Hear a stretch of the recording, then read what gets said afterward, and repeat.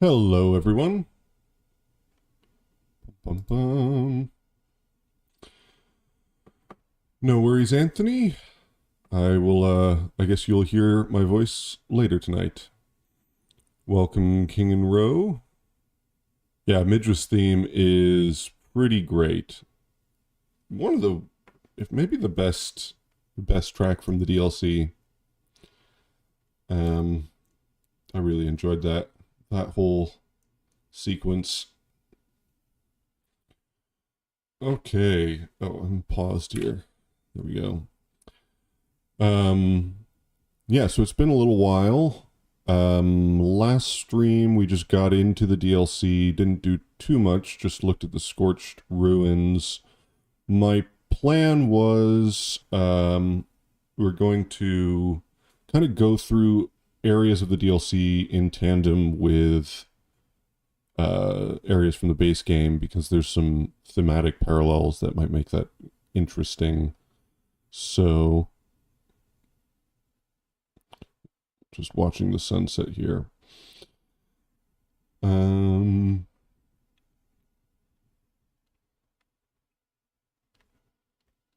so for now, let's see. I'm thinking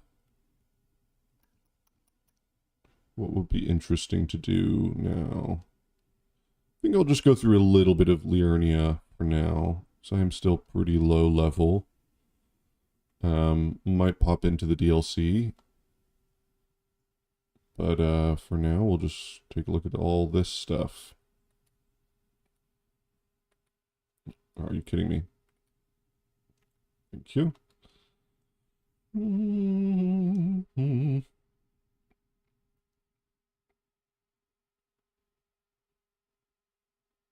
Maybe we should also go do the Divine Tower, the Stormvale one.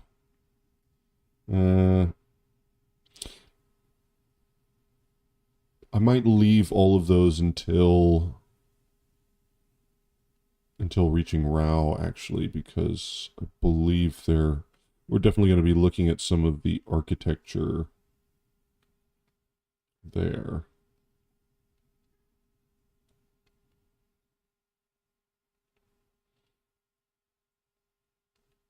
Hmm. So we've got Manicelis there.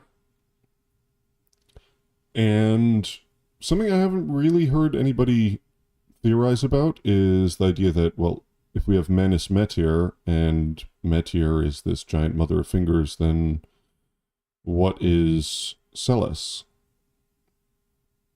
Manicelis? Welcome, Ghost Rider. Gohan, what's good? Crunchy? Just going through some more Elden Ring.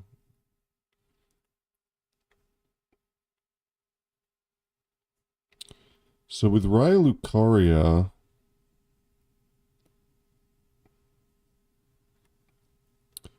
now we don't have any... Oh, we do have some map pieces, so let's take a look at those. I think we read all these last time, so... Map pieces, map pieces...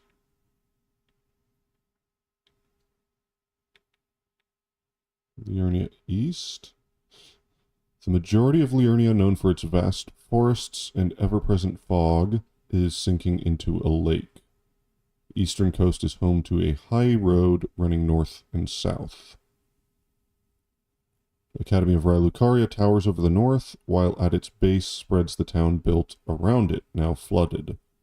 Two high roads end their journeys here.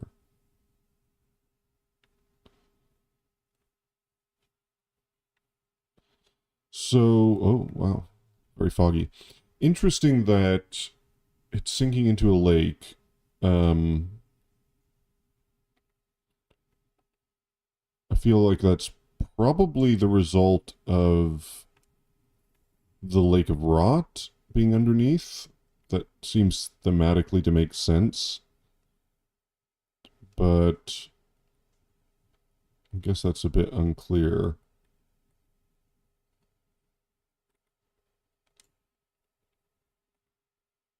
Come on.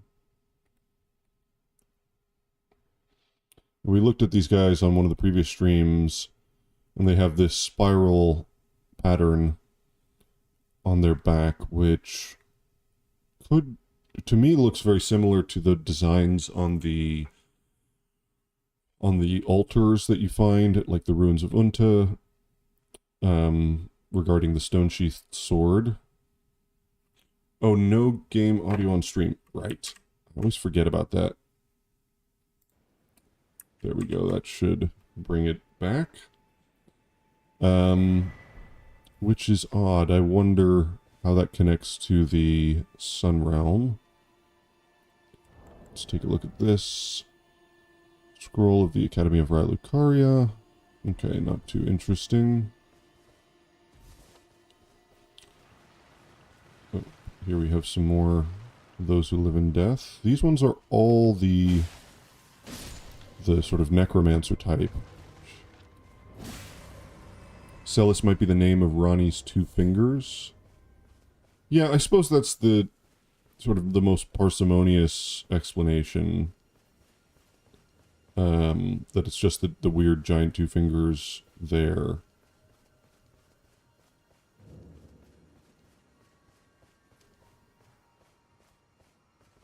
So, Church of Erith.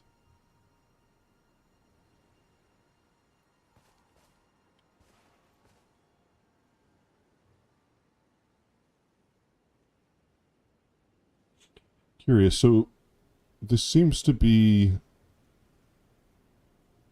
sort of partially made out of gold. I never really noticed that. I would assume that is common to all of them, all of the America statues, but I will have to check that. I don't remember off the top of my head.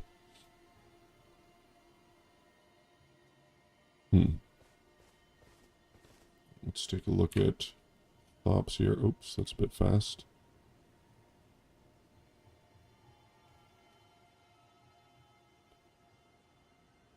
He's got gold in his eyes. Do you make anything of there being heralds at Lendell and the Halig Tree? Melania metamorphizing through the Tarnished, beating her into becoming Scarlet Rock Goddess, but nowhere in Shadow of the Erd Tree / Ynir.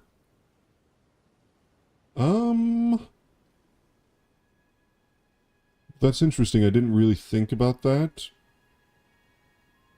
I know the Oracle Envoys were not in the 1.0 version of Lendell.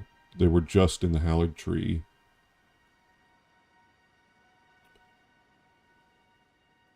I believe they herald the arrival of a new god or a new age.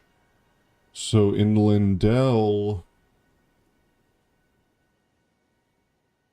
I guess you could argue that they're heralding the arrival of Radigan becoming a god. That could be one possibility. Or maybe just the Tarnished. No, that wouldn't make much sense, because you don't really become a god, you just become Elden Lord.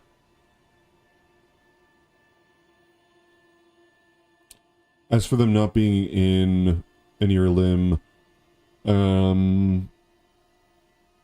could just be that, like, they didn't make it there. It might not mean anything. That is curious. I think in 1.0 they were called Golden Order Dissenters. Something like that. And the bubbles they blew were blue rather than gold.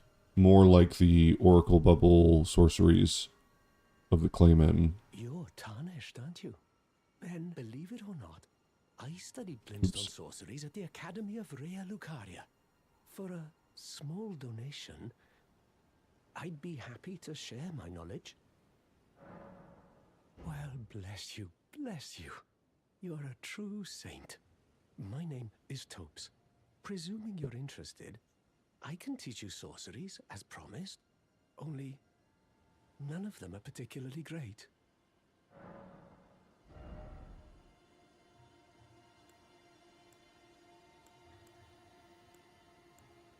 I guess I'll buy art. Why not?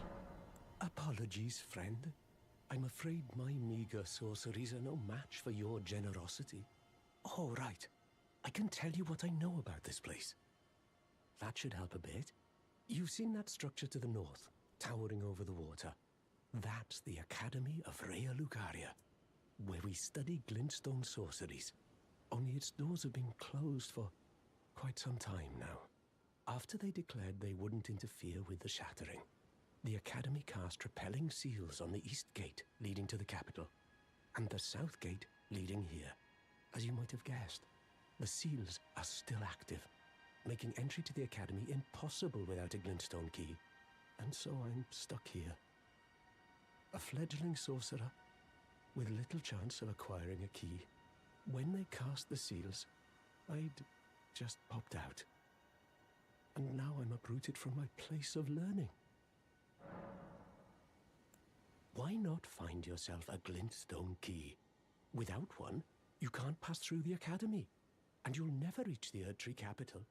And if you find an extra glintstone key, perhaps, once you've tied up all your loose ends, and I can be very patient, would you consider donating it to me? I know it. I'm a bluntstone. Nary a hint of talent for sorcery, but still, my place is at the Academy.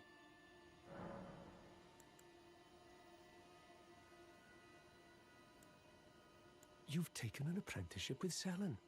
Well, that is something. Selen was well known. The most promising sorceress in the history of the Academy. I followed her at school.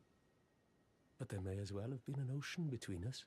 But Selen was expelled from the Academy, accused of unthinkable treatment of certain sorcerers, under the name of the Graven Witch. I still don't believe the accusations. The illustrious Selen would never do such things.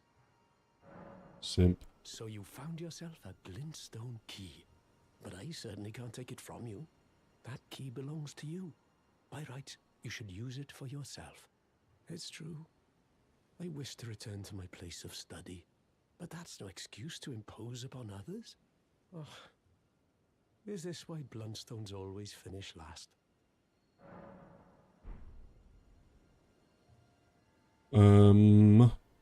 Welcome, Jack.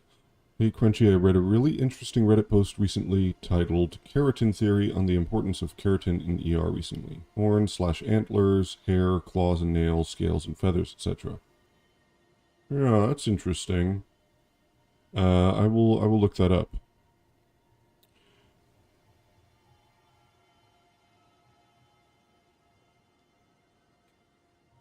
So has Topes been sitting on this bench brooding for centuries? I guess, yeah, since the shattering.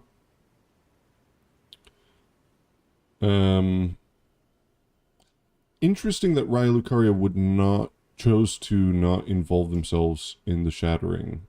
I wonder if there's any deeper implication to that. I'm also not really clear on who really governs Raya Lucaria.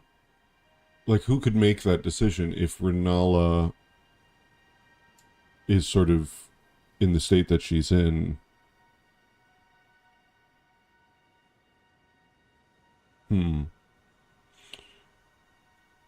Why does he say we need to get into Raya Lucaria to get to Lendel?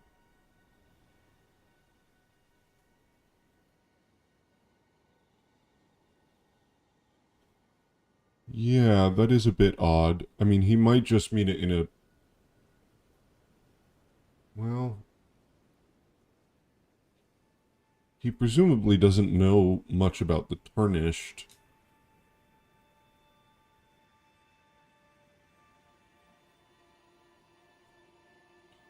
Interesting that he should find himself in a Church of America.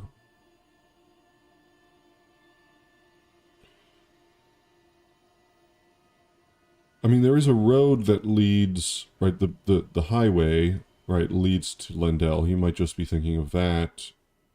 It's not as if people really know about, well, maybe they do, maybe they don't, but this seems to be the other the other path that people don't really know about. So at least in days of yore, right, the way that you would get into Lendel would be to follow the high road, which would lead through, or at least around Raya Lucaria, past these gates that he's talking about, all the way through the Bellum Highway into Lendel. So it probably just means that.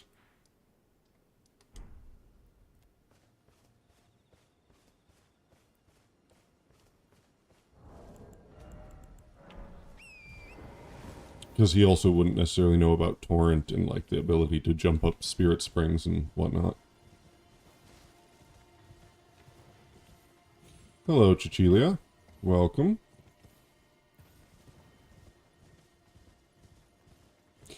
One thing I noticed in the DLC is that the stars actually sparkle. Now, you could chalk that up to just, whatever. They had more time to... Or they just put more effort into some of the skyboxes, but given the whole thing with the telescope description... Where is that? Telescope. Oh, tools, right. Tools. During the age of the Erd Tree, carrion astrology withered on the vine. The fate once writ in the night skies had been fettered by the Golden Order. I wonder if there's something more to that, because here the night sky never changes. As far as I know, maybe it moves really slowly, but, like, it's not animated in any way. Whereas in the DLC, the stars do actually kind of twinkle. And that might be, I only noticed that at the Rao ruins. It may not be true anywhere else, so I'll have to check that. But, oh.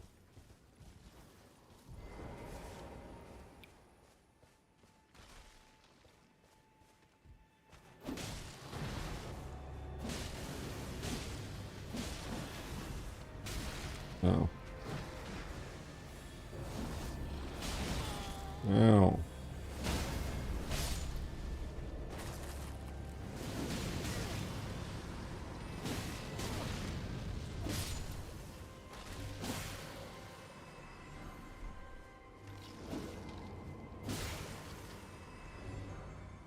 Brave Scythe. Nice. I didn't get the axe. Forgot about Ronnie. Her ascension occurs at Lendel. Yeah, I suppose that's also possible, although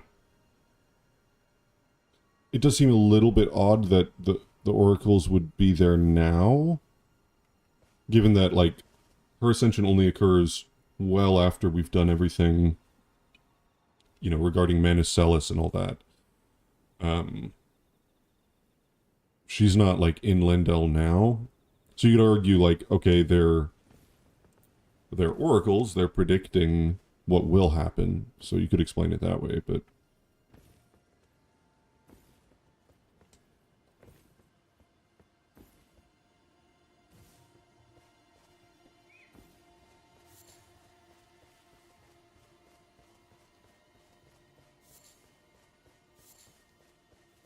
Well, let's just see if that Grave Scythe said anything. Great Scythe comprised of a large blade affixed to a crooked stick, weapon wielded by the aged gravekeepers who tend the forgotten graveyards throughout the lands between. This weapon is said to have served as a charm against evil spirits in times of old. And that's kind of odd because the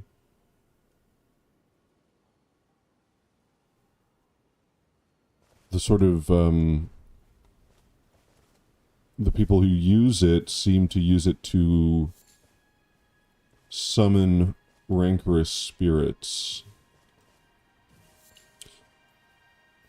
And I wonder, given the Grandam gives you that watchful spirit incantation, I feel like that sort of implies that this is... that all of the rancorous spirits, that this has something to do with the horn scent. So, are those who live in death related to the horn scent? They don't appear to have horns, but I wonder if there's... I guess if they're all just like skeletons, would they have horns? Let's just take a look at this guy real quick.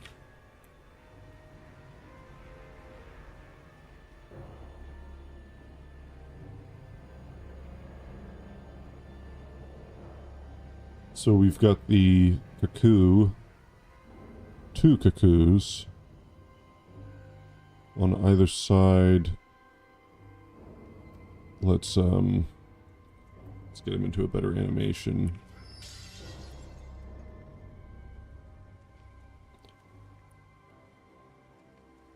I'm not really sure what this bit is at the top.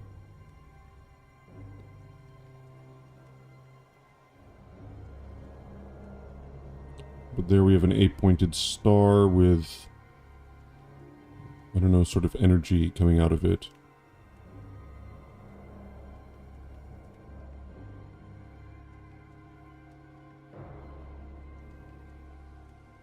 Almost seems like maybe leaves coming out of it. Given the black leather shield depicts a golden... Well, it depicts the polar star in rivets of gold, and that is an 8-pointed star. I wonder if the golden star that was sent into the lands between... I wonder if this is it, and if somehow that's connected to the birth of the Erd tree. There's a similarity here with how the Crucible Knights depict this sort of seed with a bunch of roots emerging out of it.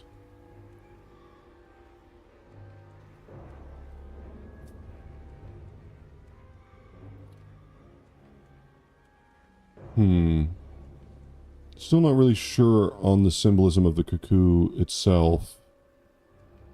Twin cuckoos, twin birds. There we have the feather. We've also got a lot of sort of floral designs here. What's the consensus on whether Ronnie's rune is on the moon? I recently got a good look at the moon in Rao, if I recall, and it looked to me like the lines from the lower middle part of the ER. Yeah, that is something I talked about in my very first video, actually. And I haven't really come to any conclusions about it. One thing which I do notice about the moon, I was thinking about this, is that it's always a crescent, right? This particular moon. The other moon is not a crescent. The one that only appears in Manicelis. Hold on. Let me just kill this guy so the music stops. And that is sort of odd because... Yeah, so you can see this, like, line there. And some of the outer lines. I don't know. It does make sense to kind of draw a parallel with the Elden Ring. But one odd thing about the fact that the moon is always a crescent is that the sun changes position. Which would mean that the light of the sun is not really affecting this moon. Right? Because the moon itself doesn't change. So one kind of possibility there is that the sun is... Well, see, Emir says that the moon is just the closest celestial body. So if this is the closest thing, you'd expect the sun to change it. You could just chalk it up to, like, whatever. It's just the imagery here. But I wonder, with how much odd stuff is going on with the sun... Yeah, I'm not really sure what to make of it, but that seems interesting, that the position of the sun doesn't change how this moon looks.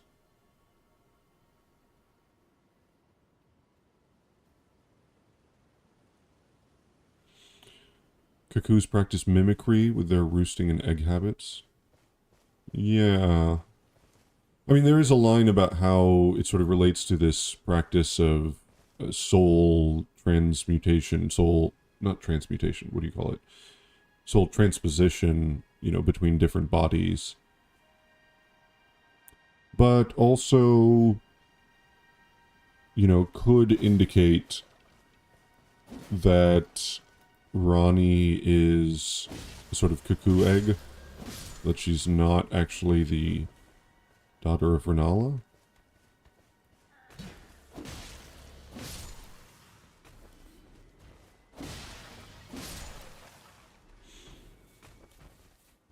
Lafnir said she gave up her rune. Ronnie calls the two fingers that thing, which makes it sound like she is aware of Metyr and probably sees anything linking to the Elden Ring as a trap. Yeah. It's interesting, especially when we compare Ronnie with Mikola, because like Mikola, she gives up her body, and she does it explicitly to not be controlled by that thing, which could either be her two fingers, or Metyr, or the Greater Will, or whatever. And with Mikola, he abandons all this stuff in order to be a god, but also in order to, what is the line exactly? In order to embrace the whole of it, to hide the original sin? What does he say? To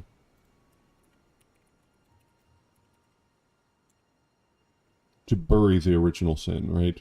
Mikola set off for the tower enshrouded by shadow, abandoning everything, his golden flesh, his blinding strength, even his fate, all in an effort to bury the original sin, to embrace the whole of it and be reborn as a new god.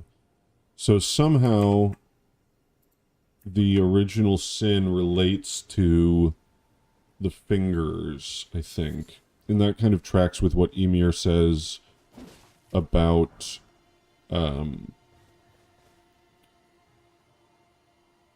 the the problem starting with Metyr, essentially.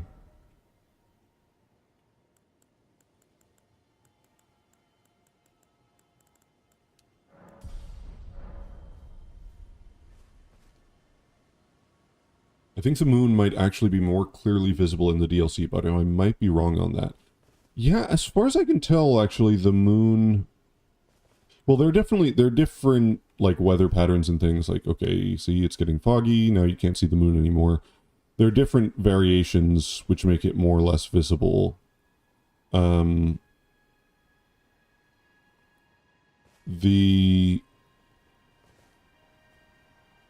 As far as I can tell, the moon in the DLC is always visible from every location. So, what time is it in game? Just before dawn.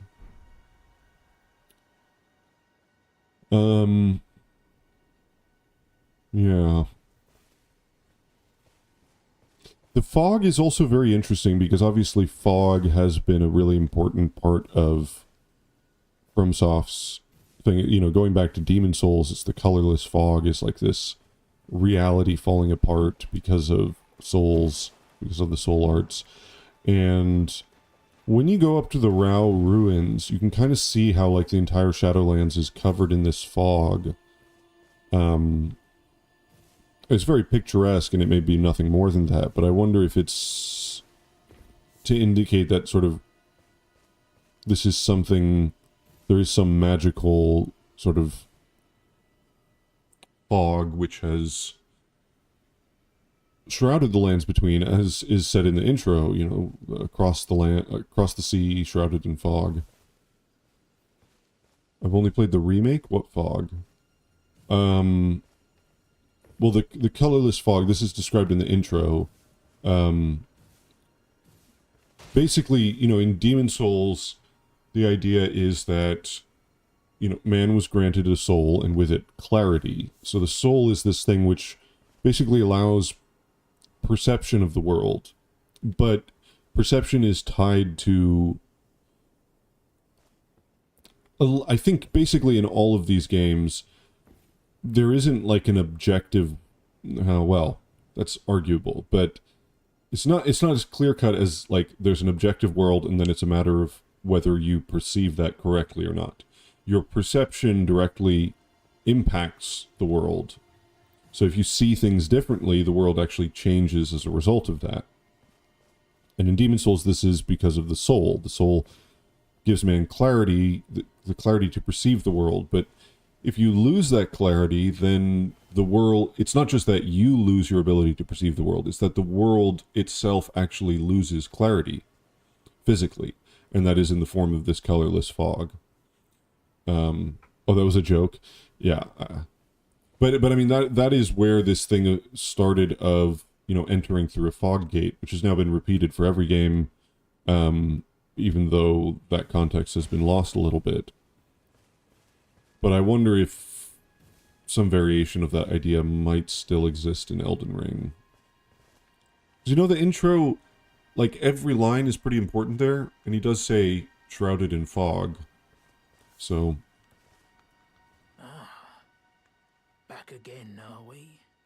Not everyone can tell how good my wares are. You've a discerning eye, you have. Okay. Let's see, anything interesting here? Staff of the Astrologers.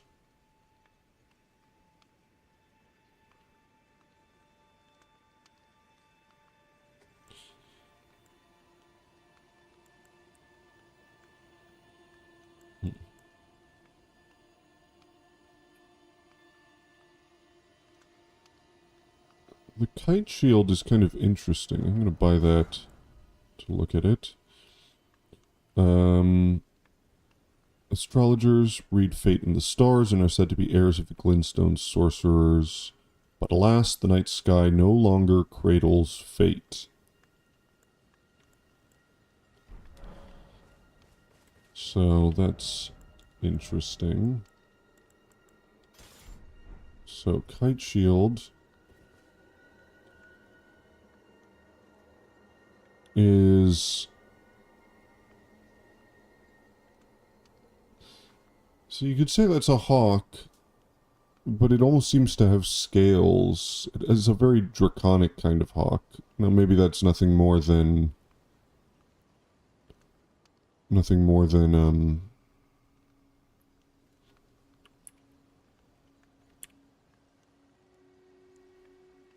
than stylization, but it's got a beak. Those could just be feathers. Little downy feathers. Or it could be a drake. It has a draconic look to it. But unfortunately there's no lore to speak of here, so...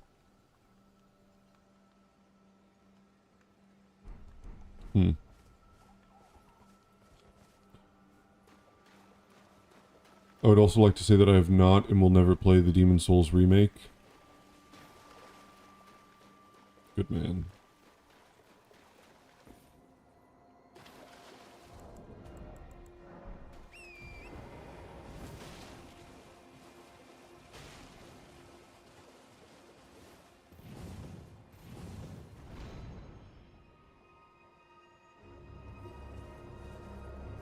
So... Everjails. What is going on with Everjails? Malefactor. That looks like the sun rising, right?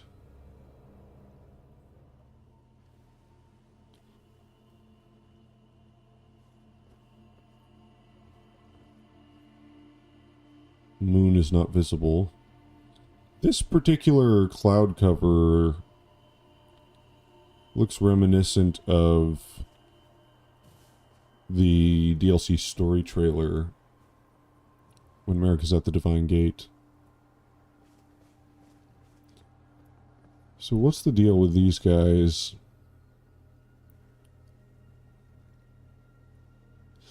I mean, the fact that they're made of stone makes me think Rao, sort of stone golems of another type.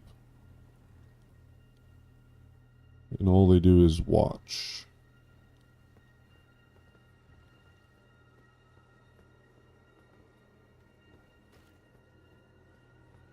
Killing them doesn't stop the Everjail from being present, so they're not like creating it.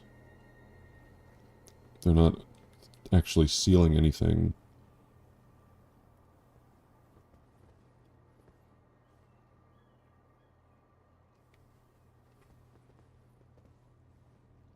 They're very odd, and they appear in the stone coffin fissure, which is very odd.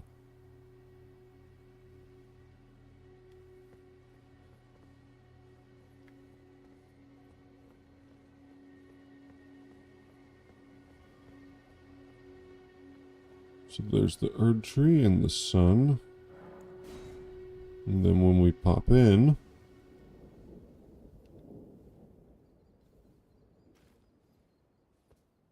the Erd tree appears to be gone. Now technically, if we go far enough, am I going the right direction? North.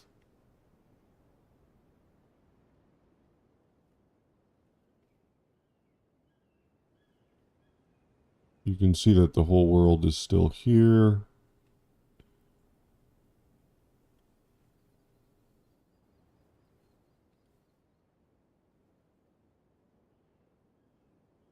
And there's Altus Plateau. There's Lendell. And there's the Erd tree. So, you know, technically speaking, the Erd tree is still here, but it's obviously not visible from within the jail. Which could, I mean, you're not meant to free cam out of here, so...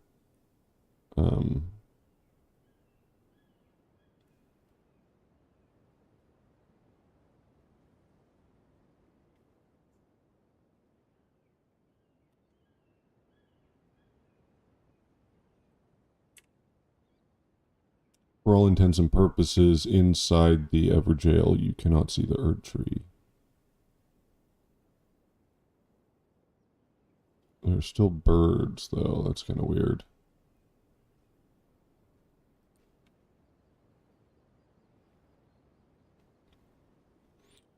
I've noticed a lot, / most of the characters in opposition to the Erd tree tend to favor their left sinister hand. Interesting. Yeah, I have not noticed that.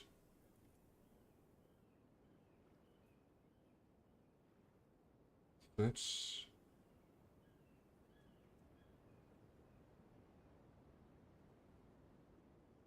interesting.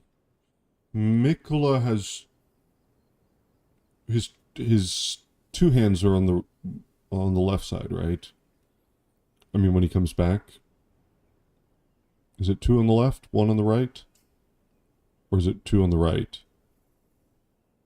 No, it must be two on the right. Right, which one is it?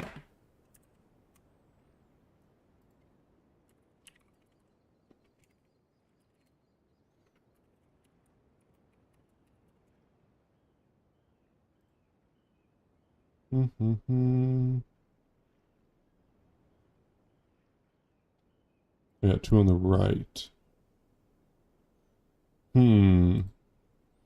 I've never really paid attention to that.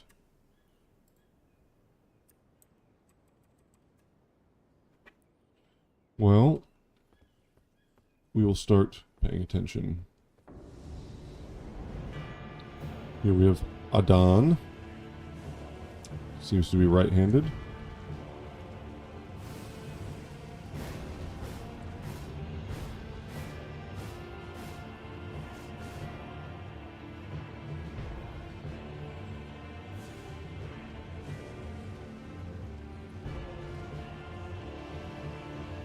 So to me, this looks very much like a sun.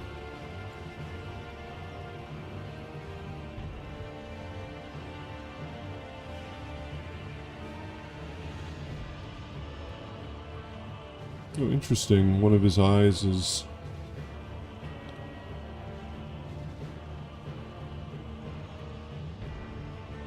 Huh.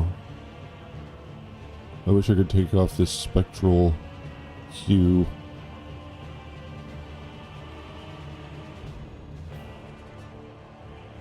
He's also not wearing the sort of cloth part of the fire prelate robes, which might be meaningful.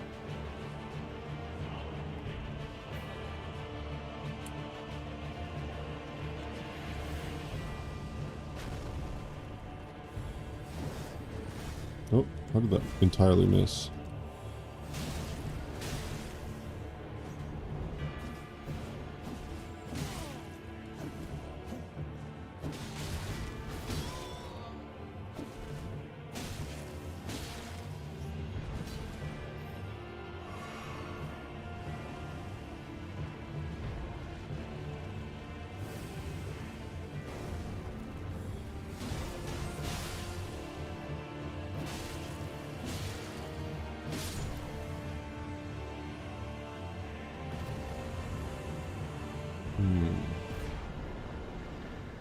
Flame of the Fell God. Oh, and there's the moon.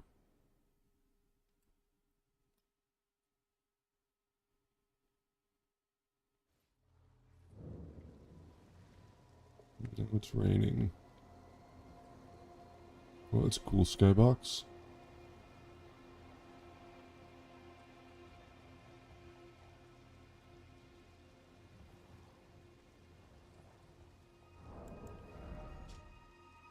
This legendary incantation is one of several that draws directly from the power of the fire giants.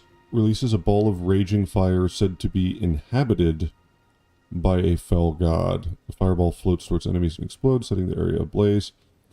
Arganthy, the chief guardian of the flame, had kept this incantation a well-kept secret until it was stolen by Adan. The fell god still lurks within the fire giants. I'm curious about the Japanese for inhabited.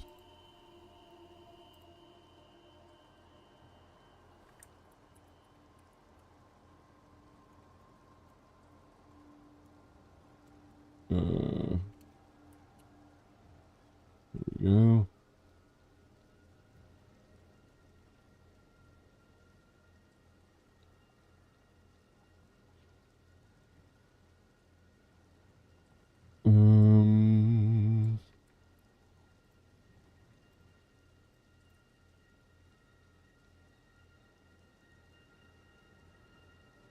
Evil gods.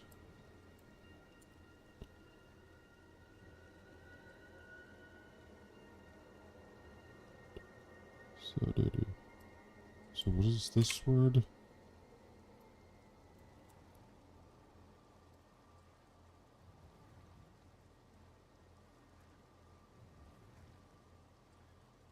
To dwell.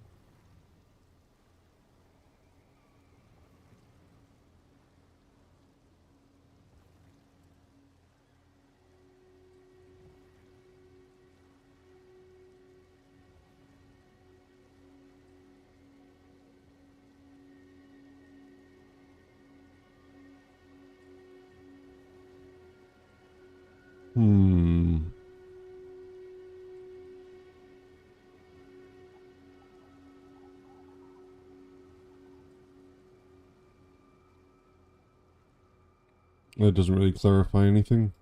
But I think that is a very interesting... I mean, one of the things is, like, I always had this feeling that, in all the Souls games, things which track, spells which track, have some kind of life essence inside them. I think there was actually a pretty explicit indication of this in Dark Souls.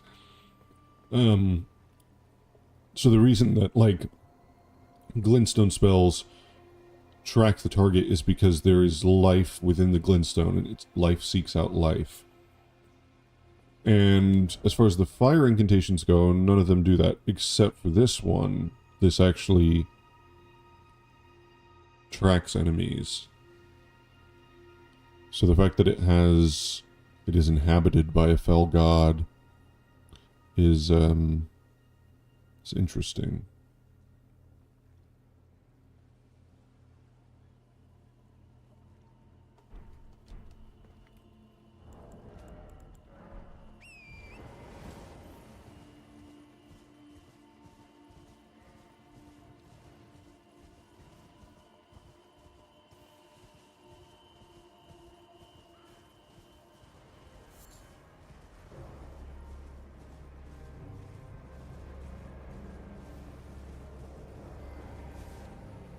Actually, since we're talking about the fell god, why don't we go and kill this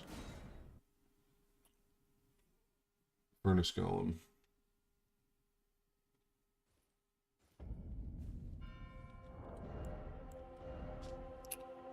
$298. Let's see. 295.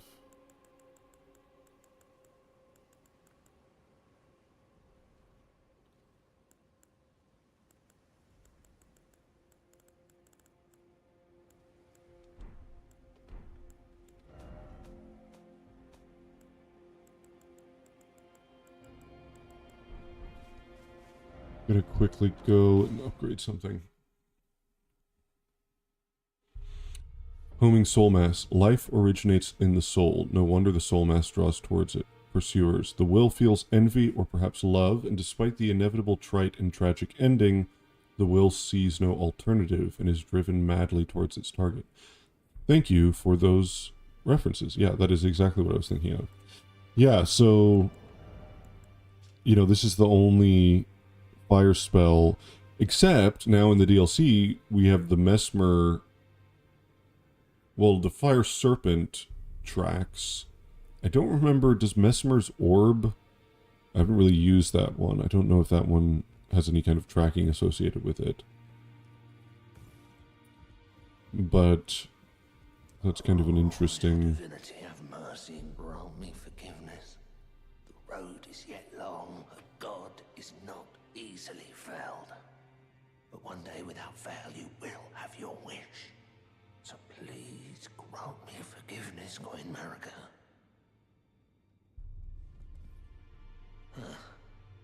You, is it? I didn't notice you there. I'll be doing my job, same as ever. Just lay out your arms. Just lay out your arms. Those words were not meant for you. I may be prisoner to you, tarnished lot, but my prayers are mine, and mine alone. Well, I've had my say. I'll be more careful too. I spoke with the girl. She has a gift for spirit tuning, so I told her everything I know. I'm indebted to a spirit tuner I met long ago. It was all I could do to honor her. I'm sorry I doubted you.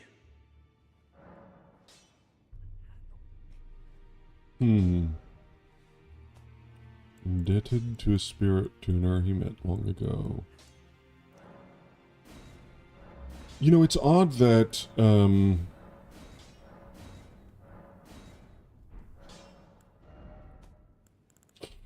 that we find Misbegotten near two of the forges.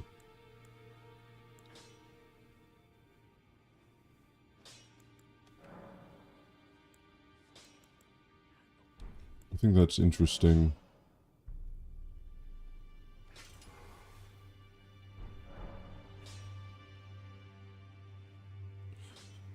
Yuga's mode confirmed. I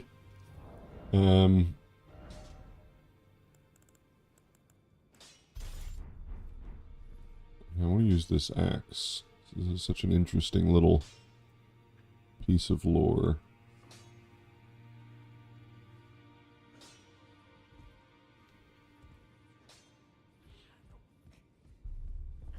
Good to see you again. Thank you very much. I have you to thank, don't I? For persuading Master Hugh. I can happily announce that he has taught me the noble toil of spirit tuning. I'm as yet unsure of what I might be able to accomplish, but if I might be able to help you all, I'd certainly like to try. And if there's any chance to ease the suffering of my dear men who were grafted, well, I certainly must try. Roderica, the Spirit Tune Apprentice. Pleased to make your acquaintance. I need to warn you about something. A little while ago, someone started lurking in the wing on the opposite side of the round table, and I can hear, from all the way over there, the howling and wailing of spirits in fear of a curse. I can even hear the repulsive twisted malice in itself. A plethora of spirits in an unceasing cacophony. I can't even imagine. How much suffering inflicted to who knows how many souls. Not even the grafting caused anything like this to happen. You should keep your distance. I know you're strong, but please. I can hear it, the howler. You should keep...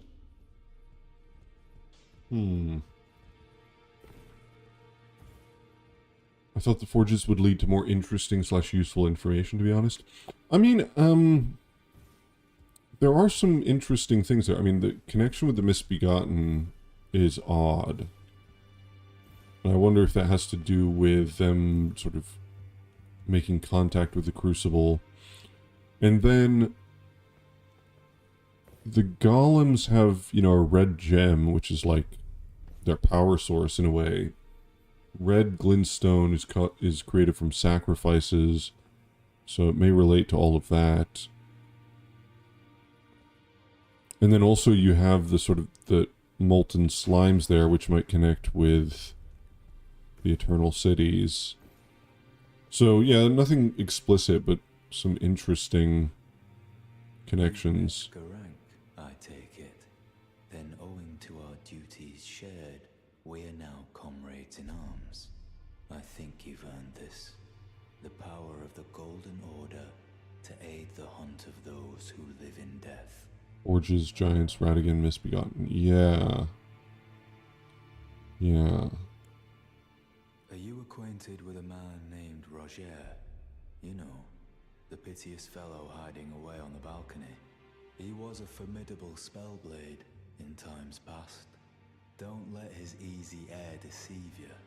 He was wise beyond his years, stout of heart and clear of mind. No more, though. You see him now, ravaged by thorns, muttering and rambling, like he's half dead already. I can't stomach to watch. Take well the lesson, friend. That's how you end up when seduced by those who live in death. When grace is sullied, it rots people from the inside, breaks them. Seduced by those who live in death. It's an interesting way of putting it.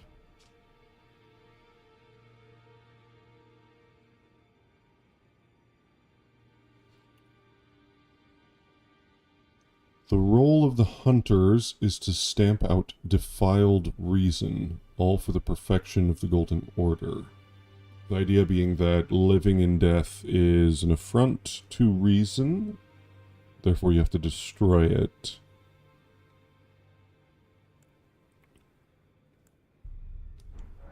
I serve the Golden Order, that I might put this crooked land to rights, following only the guidance of the Great Elden Ring.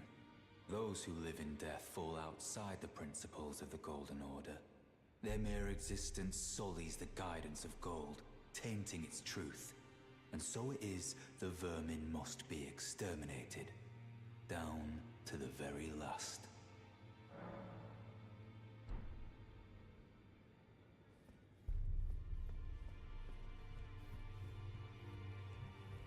Always good to see you safe. So, what do you need?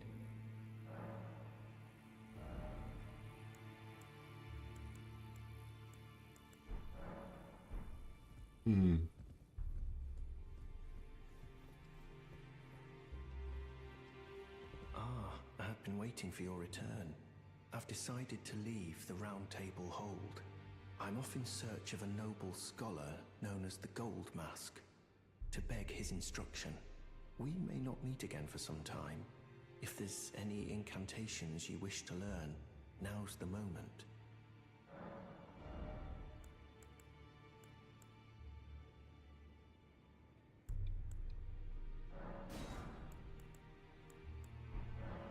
May the golden...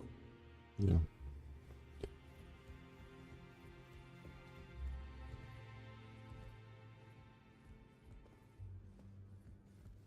Well, I see you found another great rune. Wonderful. You are a worthy fellow tarnished indeed. Make the journey to the capital, Leyndell, that lies to the east of the Altus Plateau, at the foot of the Erd Tree. The Two Fingers will deny your passage no longer. You may be our best hope. Find your way to the Elden Ring, for we are tarnished, and we must answer the call of grace.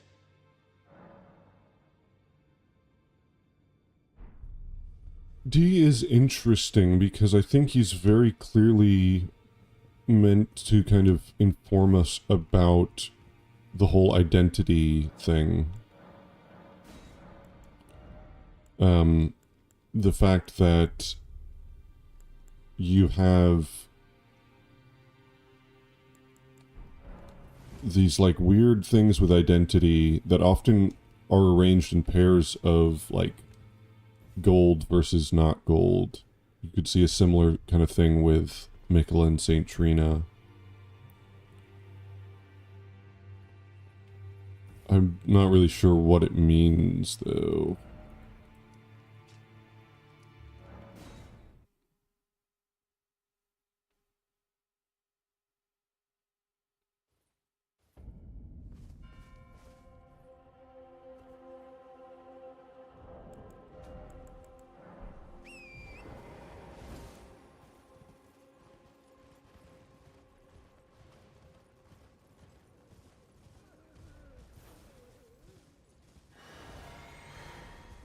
Oh, I have Moog's thing. Damn. That was not good. Not a good start.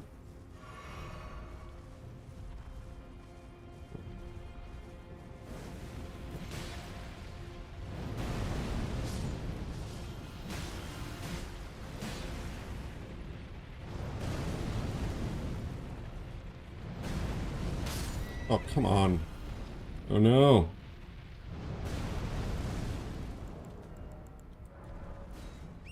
Okay, okay.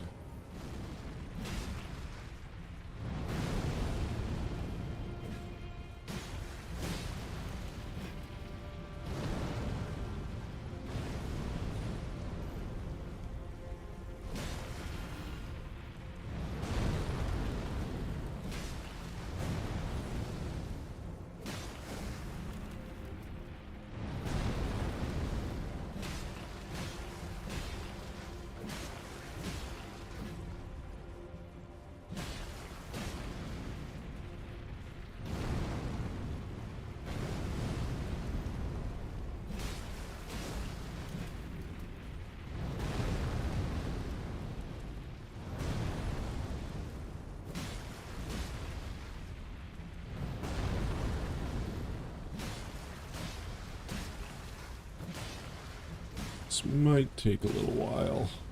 I just want to get one of these.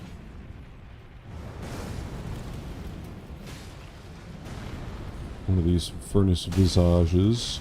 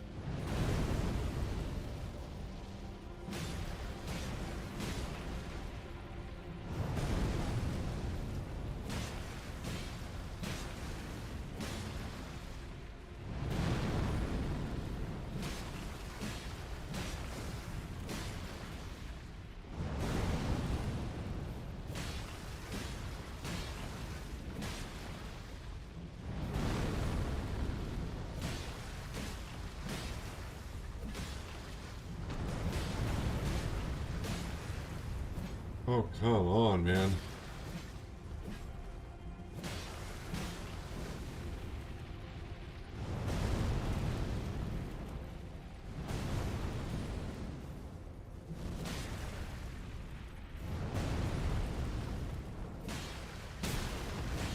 There we go.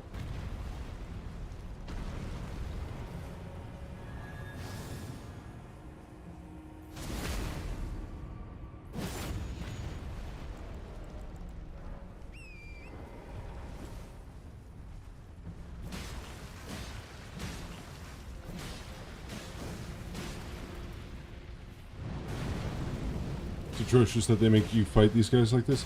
Honestly, my first time through the DLC, I just thought I was missing something. I thought there was like a secret.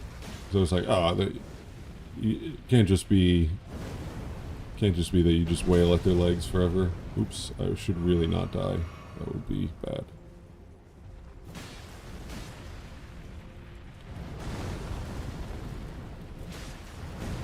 Oh, come on, what the heck? God damn torrent.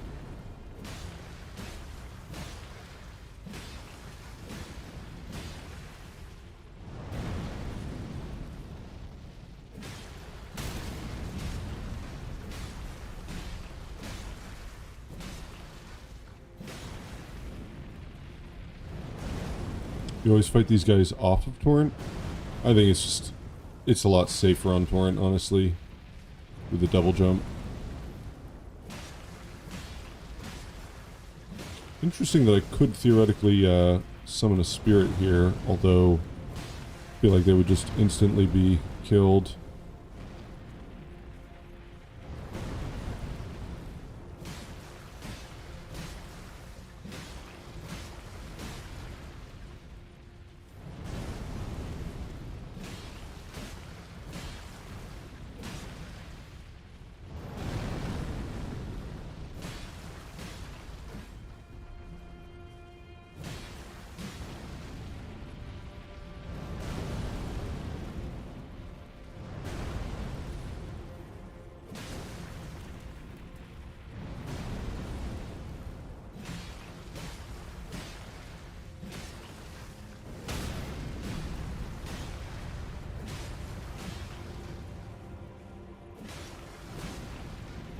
Oops.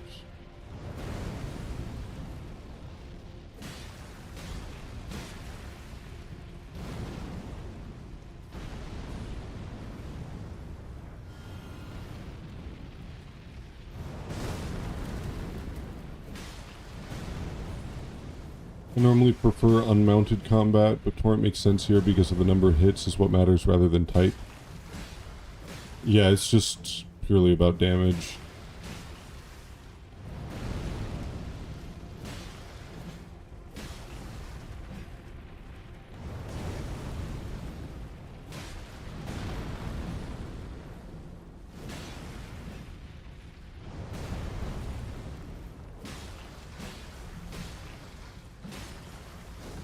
Yeah, I mean, I probably shouldn't be doing them so low level or without any Shadow Tree blessings. I just wanted to fight this one so I could get it over with.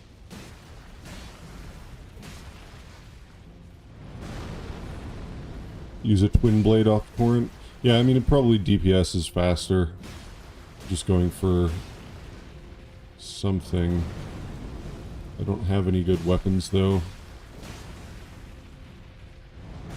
Oh, what? Why didn't you jump? Oh, come on, come on, come on, come on, come on. Oh, you gotta be kidding me.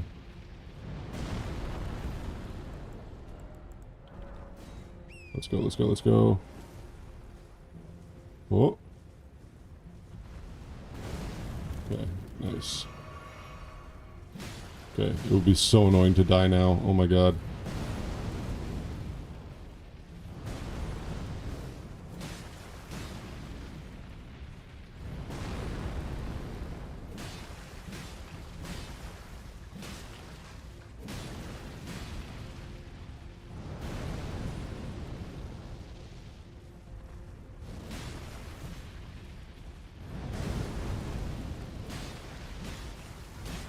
Just get knocked already.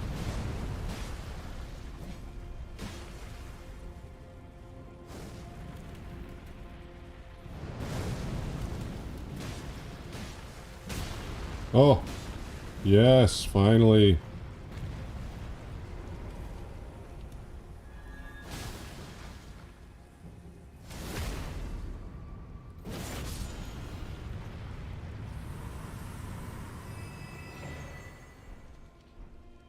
Okay, so deflecting hard tier. A crystal tier formed slowly over the ages, where the scattered sap of the shadow tree pools deep within the furnace golems. So the scattered sap of the shadow tree pools deep within the furnace golem. Is that because someone put sap in there, or is it just from the bodies, maybe? The same way that the Erd Tree's blessings are, like, you know, doled out to people, maybe it is just... it's just from the bodies that are inside. And then the furnace visage. A smaller imitation of the furnace golem's visage. A stone mask surrounded by curled horns, depicting the fell god of fire that haunts the sagas of the Hornsent. This is one of the most odd things, I think. I feel like there's something really important here. The fact that we get this very explicit, you know, this depicts the fell god of fire. And also, the one-eyed shield depicts the fell god of fire. You know, the fell god lives within the fire giants. And it's got this cyclops eye with, you know, 9 pupils. These do not look the same, and yet they are both called the fell god of fire. So how do we explain that?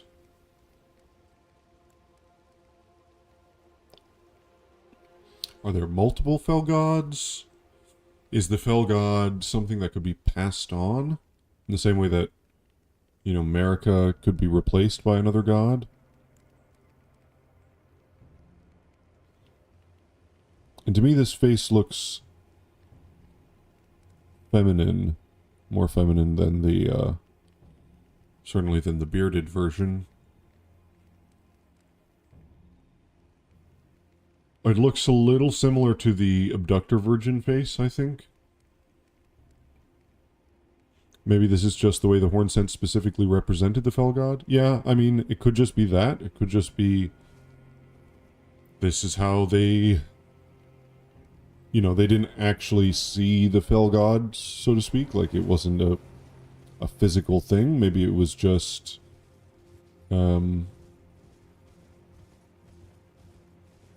doesn't seem that strange. Just different depictions from different cultures, different points in time. Well... I don't know. I don't know. I mean... what is the significance, then, of one of the gods being one-eyed? Like, what is the significance of, as far as it concerns the fire giants? I mean, with the fire giants, it's like, this isn't just a story, right? It literally, there's a face in their torso. So, at least the way that it manifests is, like, very physical.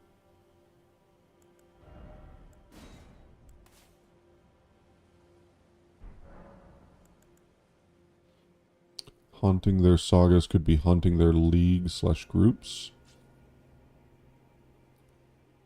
It's possible.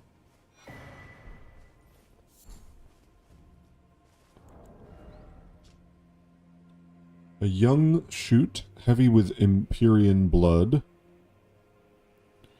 said to burgeon forth from where the golden blood of Mikla, the wounded Empyrean, pooled.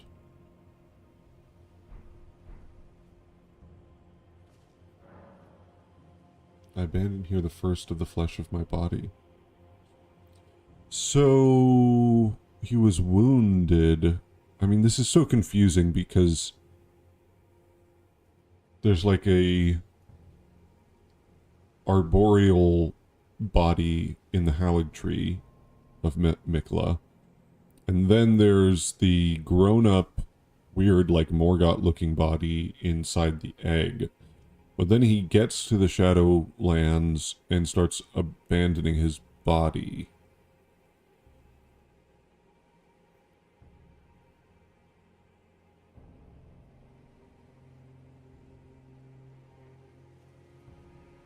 She craves wounds, the Formless Mother.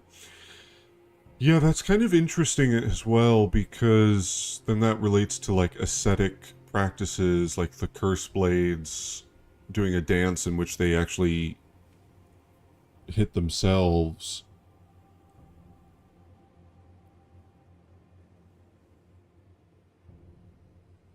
To wound oneself. And then I wonder if that relates to this sort of idea of pain. Pain reminds you who you are. Pain reminds you that you're alive. Suffering. Lamentation is bliss. A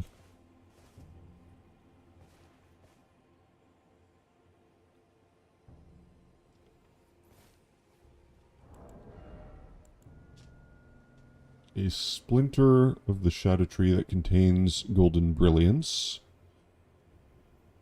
It is said that when the shadow tree crumbles from its core, that it will scatter across the entire realm of shadow. The people of the Erdtree collect the splinters and use them in prayer.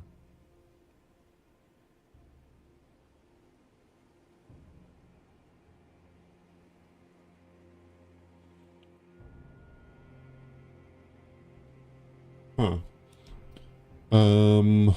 The Hornsent were a spiritualistic society and they were seeking divinity of their own. Is that why the Fell God haunts their sagas? As in a kind of the hubris of man trying to achieve godhood. You sort of get punished by an already existing god.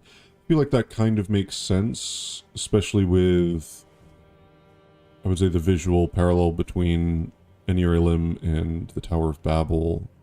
There is a sort of hubristic aspect to that.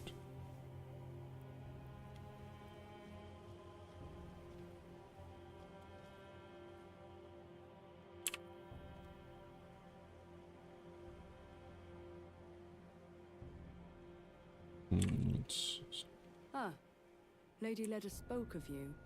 You're that tarnished. Guided here by kindly Mikola. Won't we all? I am Freya. I once fought alongside General Radahn. In battle, you can be sure I'll hold my own. Do you think they deliberately gave her Princess Leia buns because her name is Freya, like Leia?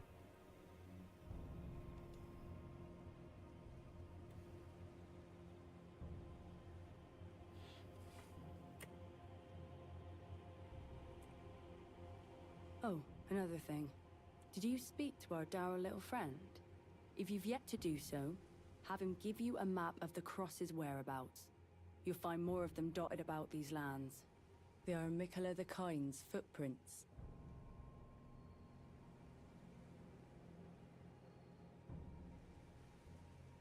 Is this a wolf pelt?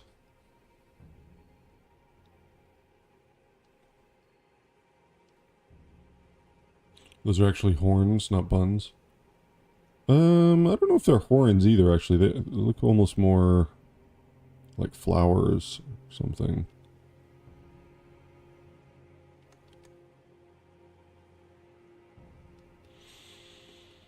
I feel like I've seen this symbol before, but I'm not sure where.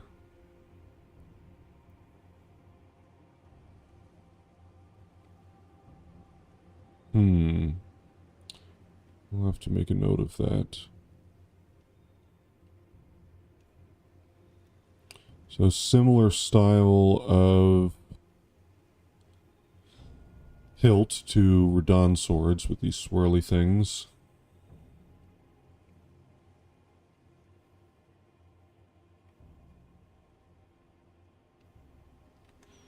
You know, golden black is just like the best color combination. I'm so glad they chose that for this game. It's just looks so cool. Like Malekith's armor, just the coolest looking armor.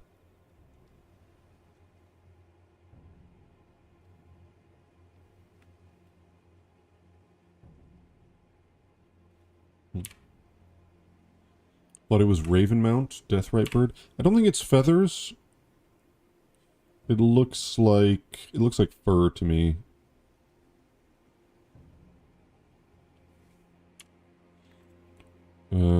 I don't have the Ravenmount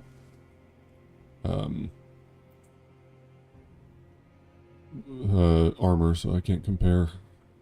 I'll look at her later.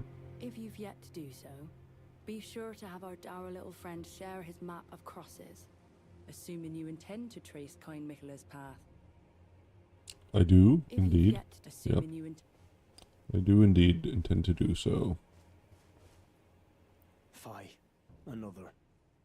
Treading the heels of Michela. Then, as that woman would surely say, we are in our purposes well aligned. But understand, your kind are not forgiven. The Earth Tree is my people's enemy. By Marika long betrayed. Set aflame. I believe Michela's apologies when he says our delivery will come, but never will I see your kind as worthy. Hmm.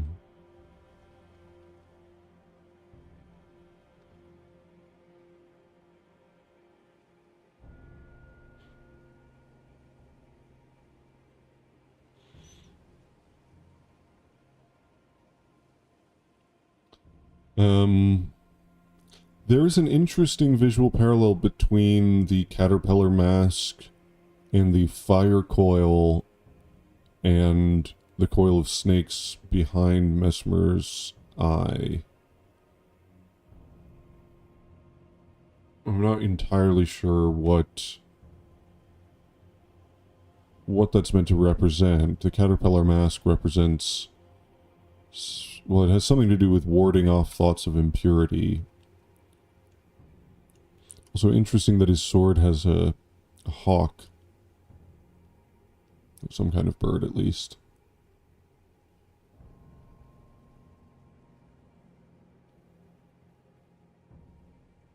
And then all the braids.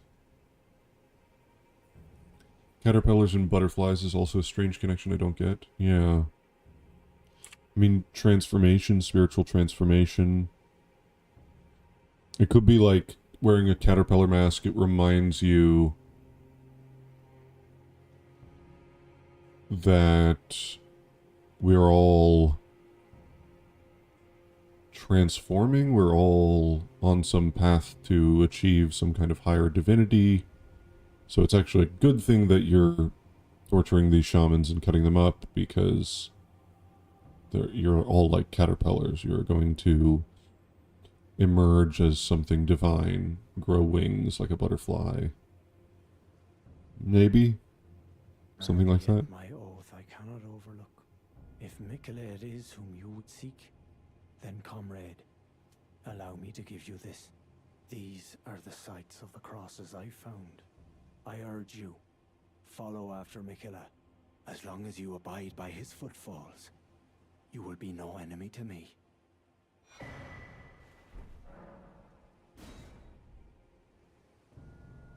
I urge you, as long as you... Okay. Let's go meet some other people. Hello? Torrent?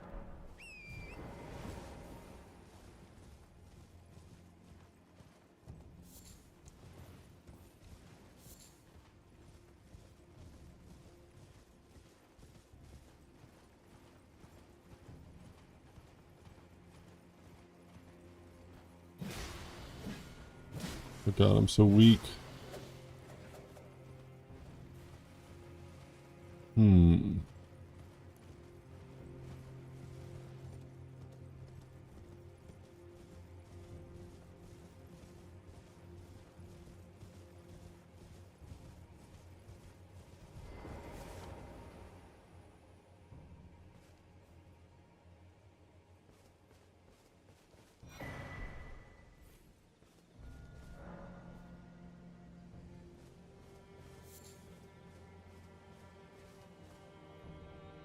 must be the Tarnished.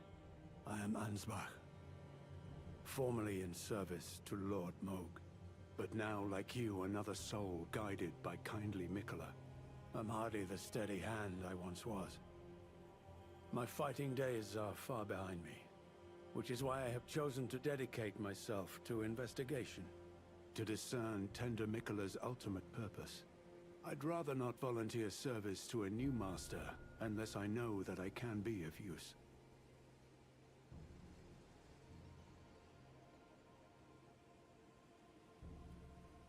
May I request a service of you? 6 crosses, identical to this one, have been discovered in these lands. They are akin to Tender Mikola's footprints, or gravestones, which mark what he's left behind. If you discover any more crosses, be certain to tell me. I presume you, too, are keen to know just what kind Mikola is doing here. Good voice actor. If you discover any more crosses, be certain to tell me. I presume you, too, are keen to know just what kind Mikola is doing here.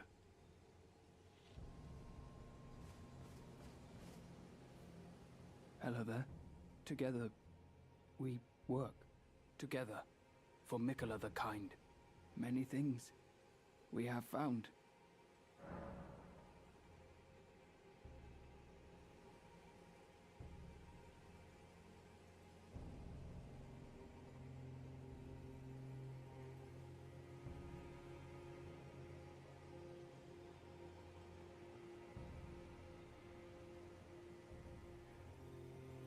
Hmm.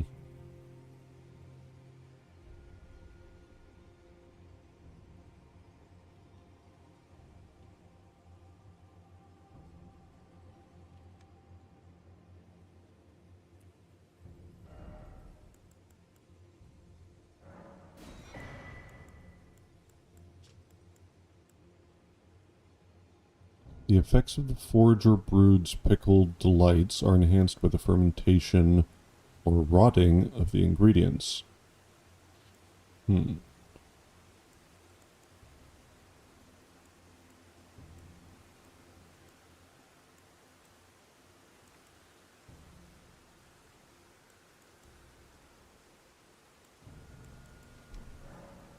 I like finding things. For you, Lady Leda, her allies, and the Forager Brood. Things bring joy to all.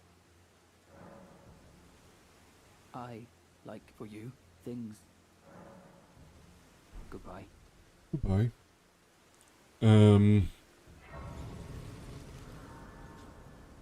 Hello, Naughtant. Have I watched Aesir's FromSoft theme videos yet? Yes, I have. Both excellent. The Kagare one, that's been a long time coming. Because he's been on the Kagare train for forever. So that's really nice to see.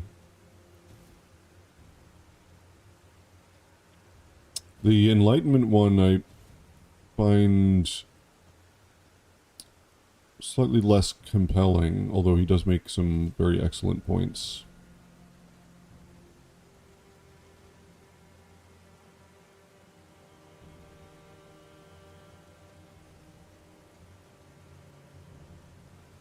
If you discover any certain, I presume you just what...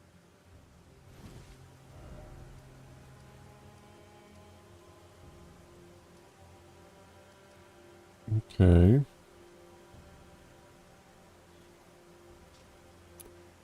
Back to the lands between, I think.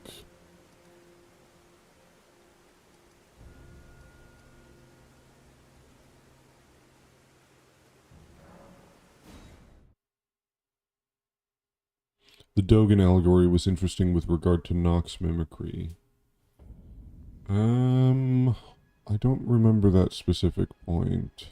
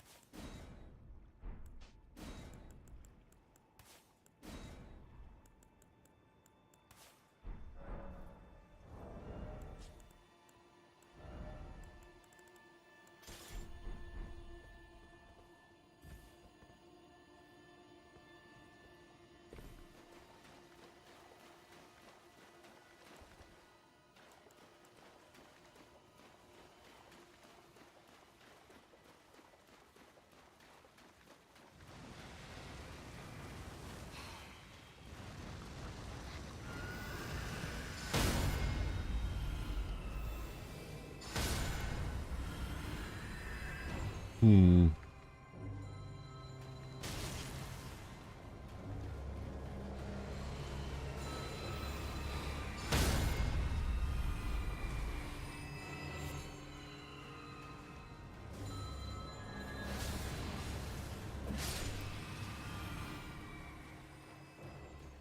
Claw talisman looks similar to the crest on Freya's helm. Well, Freya's helm is actually wounded. It's not a crest, it's just a... She was struck by something.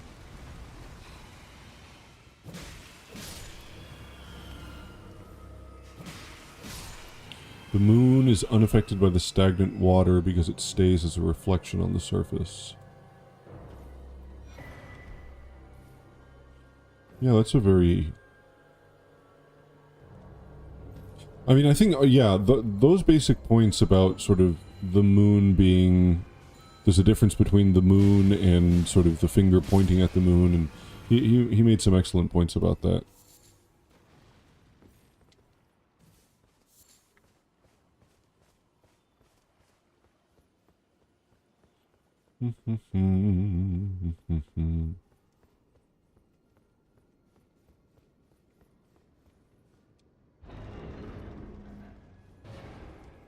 I never noticed with the Freya's helm thing. I believe it says in the description for a helm that Mikola healed her. I want to say she was scarred by something, and Mikola healed her.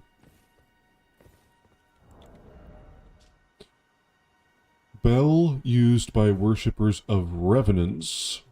Ring bell using FP to summon prowling wraiths. Wraiths are said to be the vengeful spirits of those who died when cursed. When cursed. When cursed.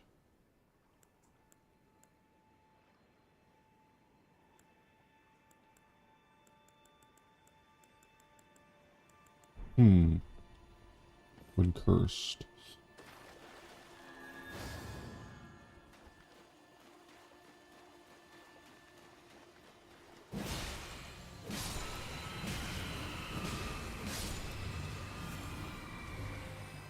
The fact that Tibia Mariners are said to be the oldest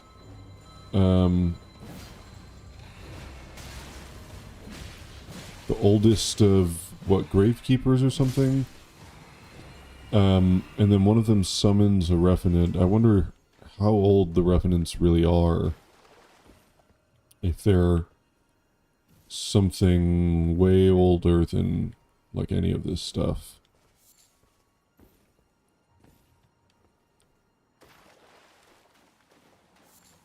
Blood Rose. Are cursed souls not allowed to pass or something?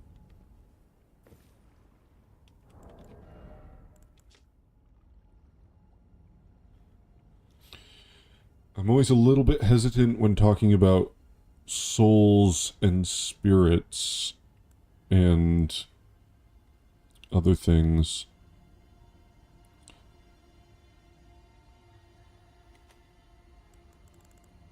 Yeah, are they not allowed to pass?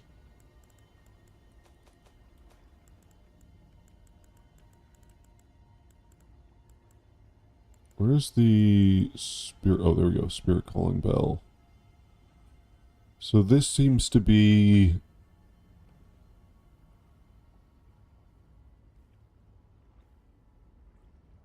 Mikola's? Or potentially St. Trina's? Possibly derived from the Wraith calling bell? Also shaped like a flower, like a lily almost.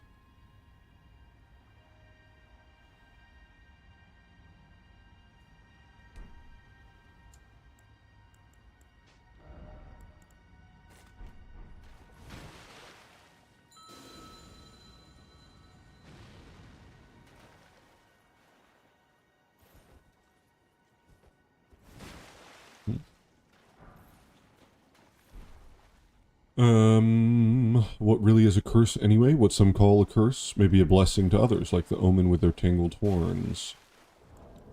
Well, I don't think, as far as the omen are concerned, that the tangled horns are a blessing to them. You could argue that is the case with the horn scent, but you could also argue that the curse of the omen is not specifically the horns. That, like, yes, they grow horns, maybe even because they're cursed, but the curse could be the sort of the preceding cause, if that makes sense, rather than the curse being the horns themselves.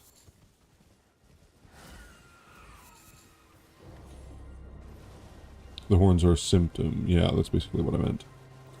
I think some Dung Eater text says that his cursing prevents dead souls from returning to the Erd Tree. Correct. Correct. I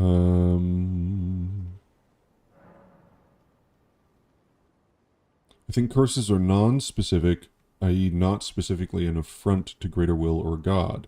I'm reading it like Kami stuff. Yeah. Yeah, I'm inclined to... Like, I'm a little suspicious of trying to kind of Brandon Sanderson the magic and say, like, oh, a curse is like a thing that happens. This is like a special category of magic in this world, which has certain rules. Could just be like, you curse someone, and then, like, some shit happens as a result. Oh, well. It's been a long while. It's me, Patches the Untethered. I'm still in business, if you can believe it. Now I'm my only supplier, so I haven't got much. But everything here is top-notch. Patches Emporium, now open in Raya Lucaria. By the way, have you met that girl, Raya? She's a strange one, but I believe she was in need of help. Not that it's any of my business, but if she rings your bell, why not lend her an ear? He rings your bell. You're making your way to the Erd Tree, no? Well, I heard something that might help. A special means of reaching your destination. Have you ever seen an Iron Virgin? The clunky contraptions are whirlwinds of sickles and spiked wheels. But long ago, they were endowed with a spell of transposition. And get this, a surviving virgin sits at the bottom of the big water wheel in the Academy of Raya Lucaria. Its transpositional powers fully intact. So right, if you get caught in it on purpose, it'll chuck you out straight at the base of the Erd Tree. Or so I'm told.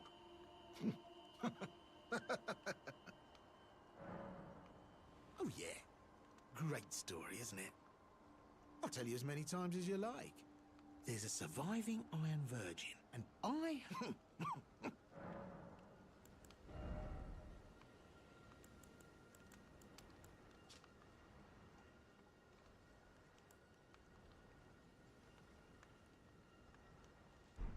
Cheers for that. Are there even any Tibia mariners in the underground rivers where they seem like they should belong? No. Yeah. Where are the Tibia mariners? There's one in Summon Water Village. There's one over here on the east side of Liurnia. There's one in Wyndham Ruins up here.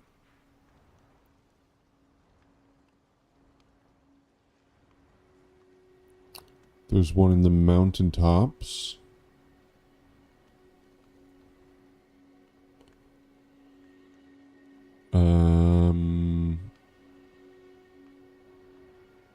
Is there another one that I'm not remembering?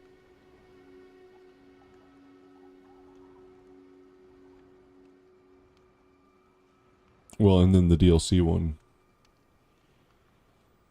They're sort of all over the place.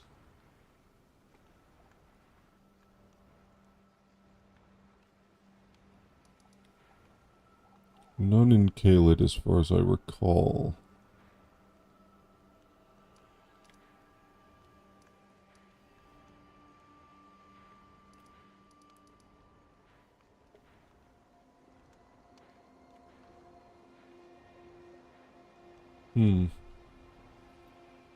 Curious. Curious. Does Caelid have Deathroot? That's a good question. Does it? I actually can't think of any. Maybe in some of the catacombs? I can't recall off the top of my head. I mean, it's got Gurrank.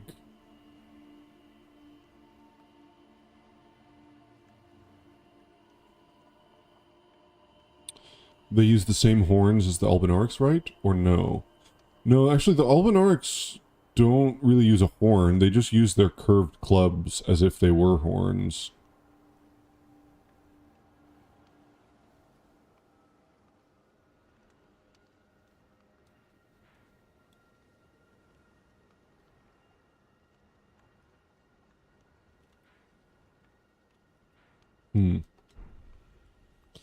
Okay, where are we headed next? I suppose...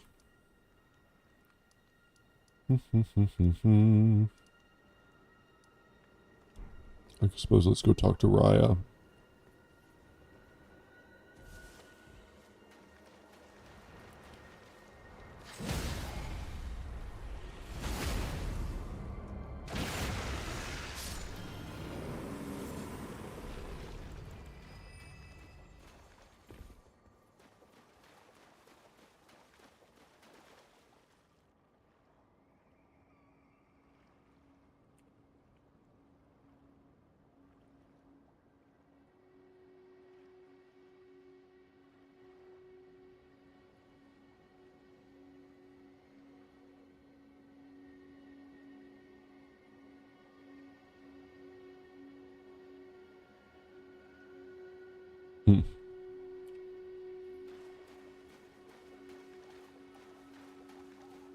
Well, there you can see the sun through the Erd tree.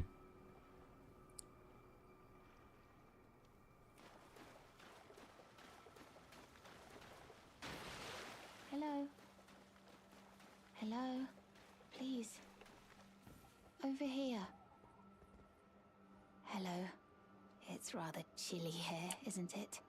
My mistress sent me off on an errand, but I was accosted by a ruffian. And now I'm in a bind. Could I ask you lend a hand? Perhaps. That thug made off with a precious necklace. I need someone to retrieve it. Only, he too is tarnished. If you've any qualms confronting your own, I shall find another. I realized what is sort of creepy about Raya is that she has no eyebrows.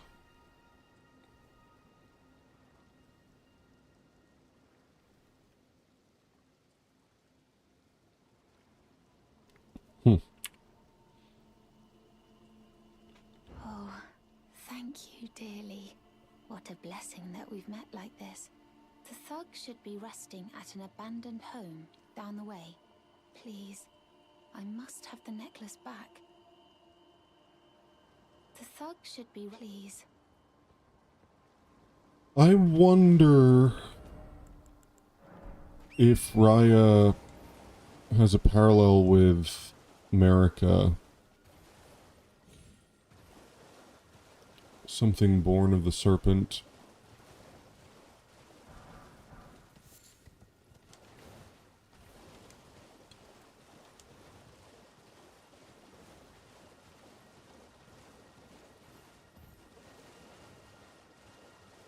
One thing I was thinking about is the shaman village.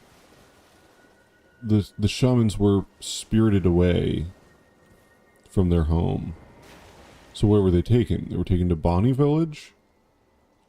So if America was one of the ones that was spirited away. Then maybe she was taken to Bonnie Village. The snake skin there could have been... I don't know. I don't know what to make of the snakes. All maidens are America exposition? I mean, yeah, I think so, basically. You trying to start something, mate? Oh, my favorite character.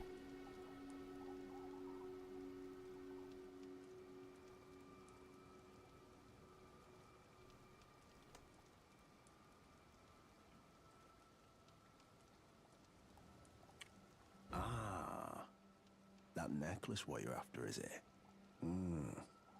Well, show me what it's worth to you, and I'll consider parting ways with it. I'm not in love with it or nothing. You're a shrewd one, Chief. First, you hand me the runes. And don't try nothing, neither.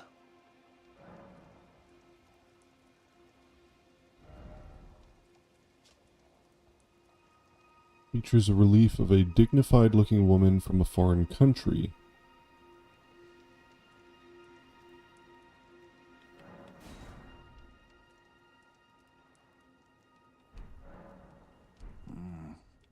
All right. Take it. Thing's no damn use to anyone anyway. Your bloody idea, mate. Don't come crying to me later. Oh, piss off. What is it now? Oh, I see. You want some of me prawn? Freshly cooked it is. All right then. It's yours. If you can meet me price. I could be persuaded to sell you some other bits too. If you've got the runes. Oh. So you met the girl, did you? All right, well, sod the particulars of the matter.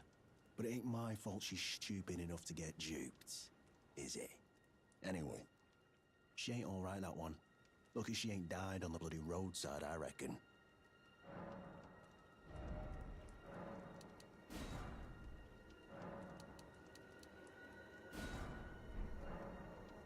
You're tarnished too, ain't you? Can you see it then? The guidance of grace, I mean. I can't see it at all no more. Makes no bloody sense anyway. Why some no-name shithead like me should get called to the lands between. Cruel bloody joke, you ask me. Maybe something went tits-up with it. Maybe it's been broke for a good long time. The Erd Tree, I'm saying.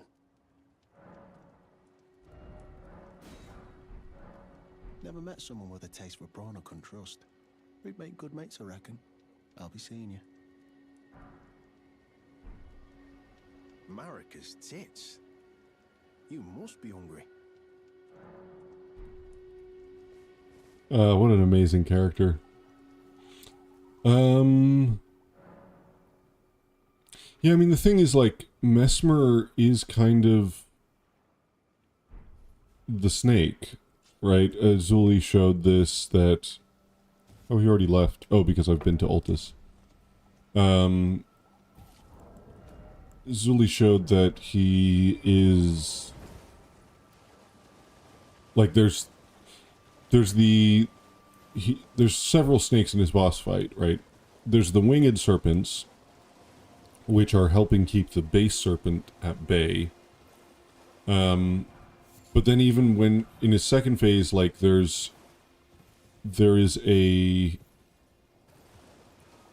one serpent which has, like, a bunch of eyes on it.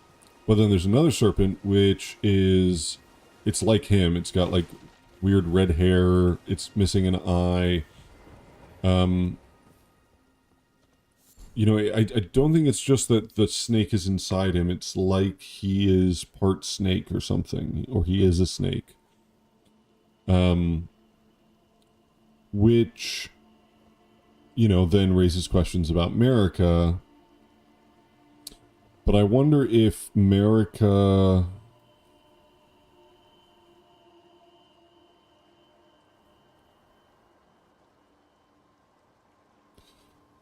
It's possible I'm just thinking in relation to Raya's quest, because, like, the necklace here, I think, is clearly Tanith.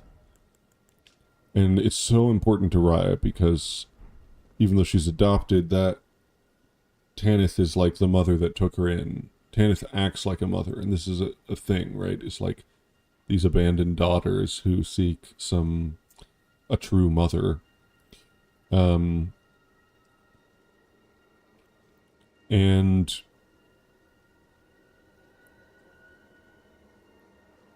then Raya is distraught when she finds out that she was born by some horrific ritual involving a snake. Not by the grace of a lord, not through some divine, beautiful thing, but actually this disgusting snake ritual, whatever it is. And I wonder, you could apply that in two ways. One, you could apply that to Mesmer. Maybe Mesmer is not actually born of America. In fact, he's born from some ritual with a snake. I think it may be more apt to compare it to America and say that maybe America thought she was... Please stop, brave Oops. Tarnished. Sorry, Raya. You will only tire her by striking this barrier. Besides, I am no foe of yours. Please, Yeah, think this over. it's fine. It's literally fine. I see that you have reconnected. yes, Raya. Thank goodness. I think if you compare it to America, it's possible America didn't know how she was born. Maybe she thought she was born... You know, the idea of her being born or sort of raised by the Horn Scent as a Jar Saint. And then finding out later that actually she was born of some horrific snake ritual. I don't know, it's very compelling.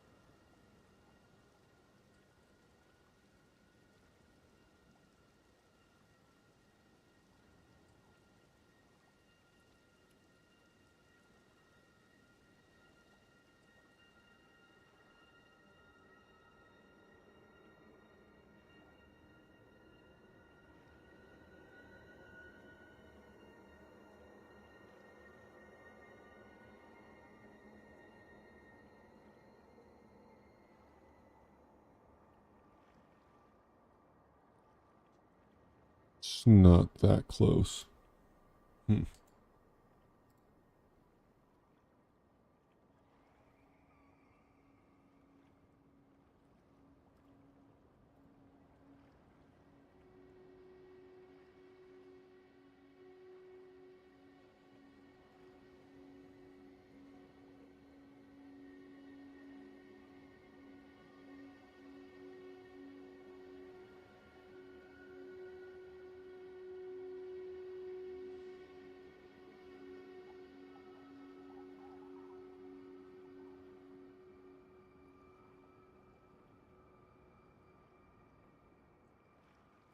I've been sort of playing with the idea that the Glowmite Queen was Renala.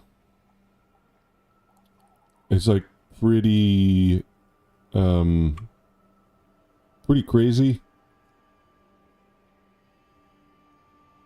But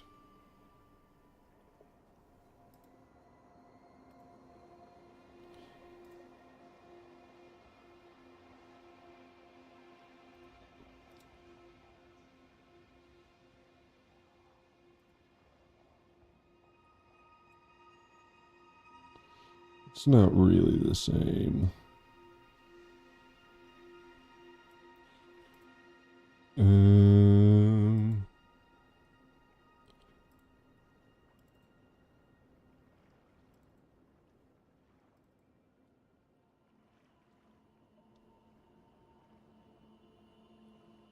Where is the windmill?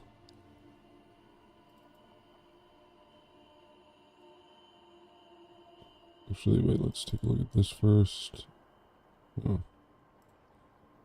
Windmill, windmill. Festive garb.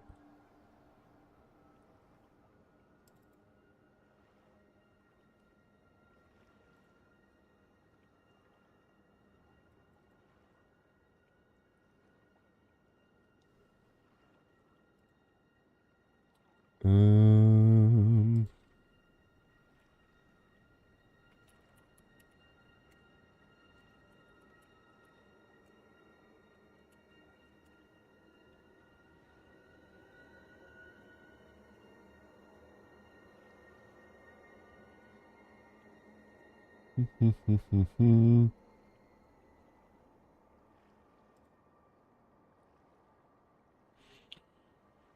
Why link Renala and the GQ? A few reasons. One of them being the placement of the Godskins. I mean, one is in the bottom of the Divine Tower that holds Radahn's rune. One of them is in Volcano Manor. One of them guards the bridge to Ronnie's body.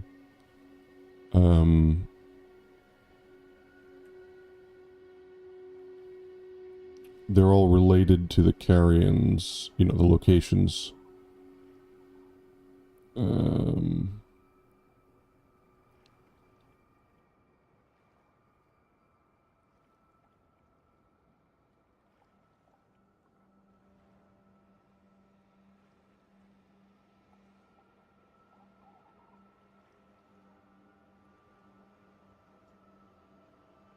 You can connect anything to anything in this game. Yeah, and also, yeah, like, Gloam, his dusk, it's the setting sun, as if summoning a age of night. You know, it could connect via that way. The eclipse is the moon going in front of the sun that drains it of color. You know, black flame is colorless. There's like very loose connections that you can draw between them.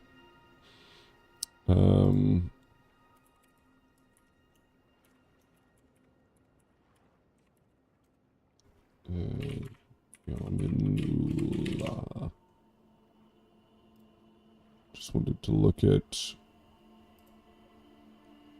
this design. Oops.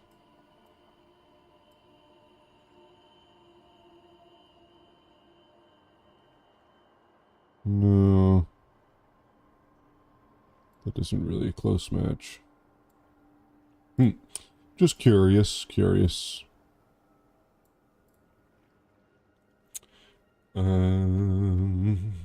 If the GEQ is so important, she shouldn't have been defeated like a chump. Well...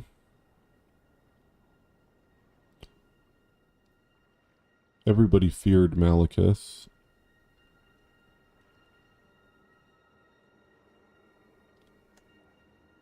What even is this? Is this a book? It's a really weird looking book.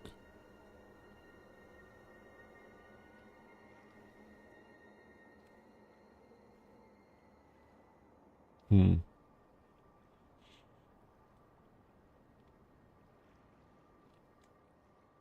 this statue is also found in Castle Ensis.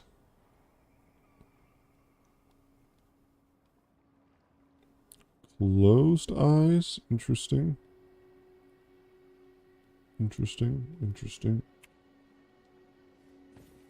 I mean, also with Renala, like, there's a lot of stuff you could get into with Rebirth.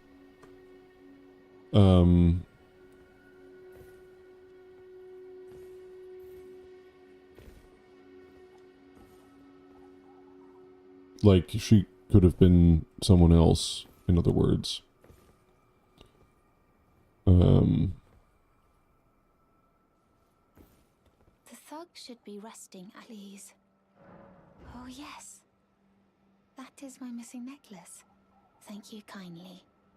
I am in your debt. Did I forget to announce myself? I am Raya, in the service of Lady Tanith of the Volcano Manor. I seek stalwart Tarnished, who might join our house. You are very brave yourself. Not only a steady hand, but a steady heart. Merciless, even to your own kind. Such strength is precisely what my mistress seeks. Please, take this. Brave Tarnished. Seek the Altus Plateau, the realm of the Erd Tree.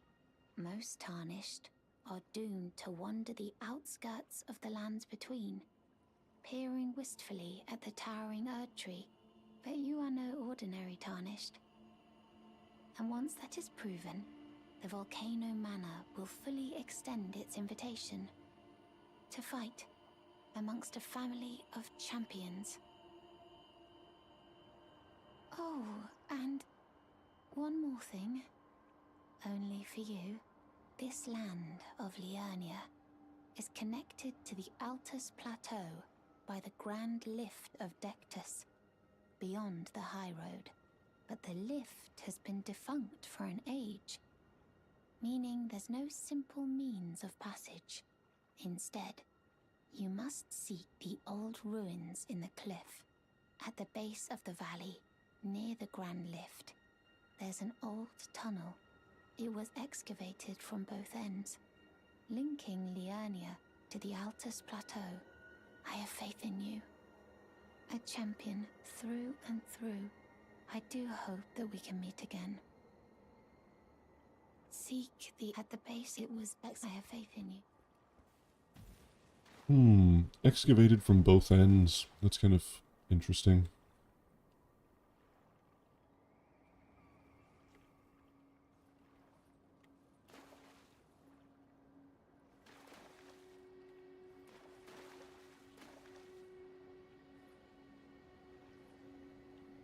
I like the idea, but I don't see serpent aspects in Renala. Serpents devour gods, so I see the serpent GEQ connection is pretty strong.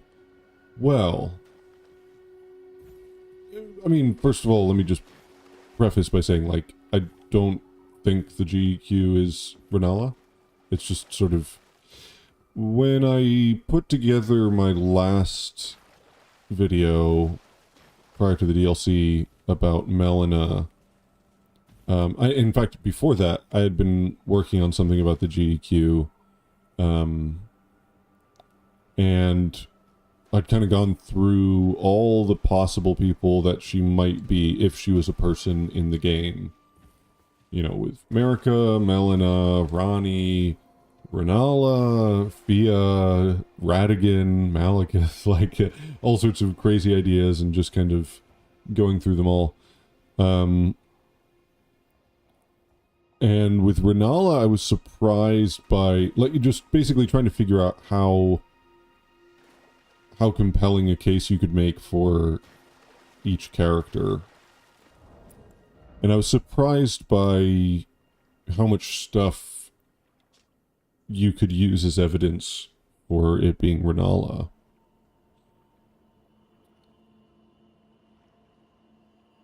And even, you know, even her hat...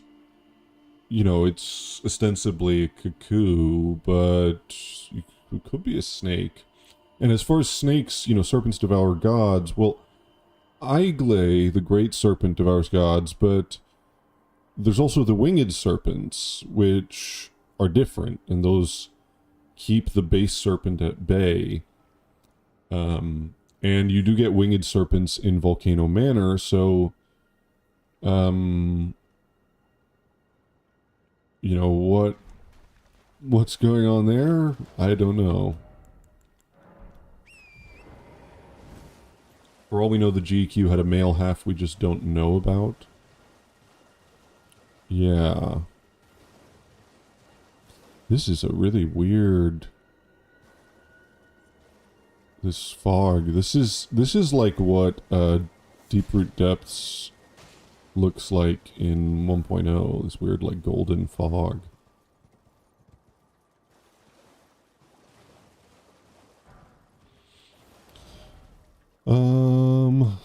Let's see. What now? I think actually I should probably get going. I have to be somewhere.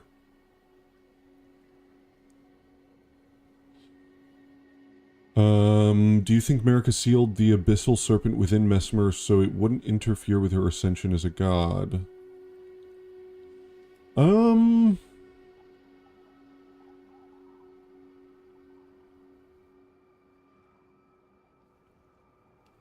That's certainly one possibility.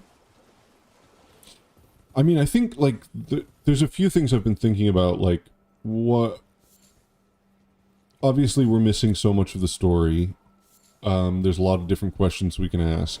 What are the things that, like, if we knew them, would explain the most about the story? And I think there are three very, like, sort of clear contradictions that could potentially, there might be simple explanations for them, but they could potentially explain a lot. Number one is Godfrey is first Elden Lord, whereas Placidusax is Elden Lord in the age before the Erd Tree.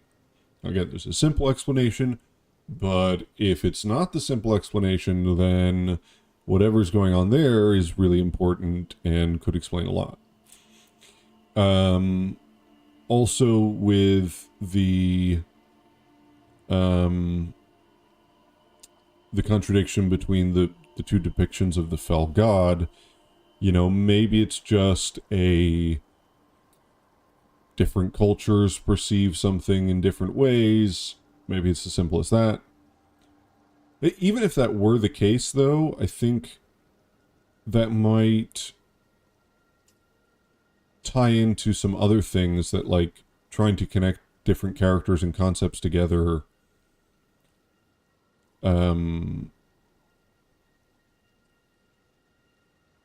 If they're more ill-defined, if it's more about the cultural belief that kind of shapes what they are,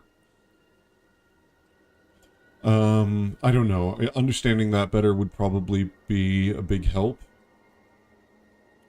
But I think the number one question that would really break a hole in the story is,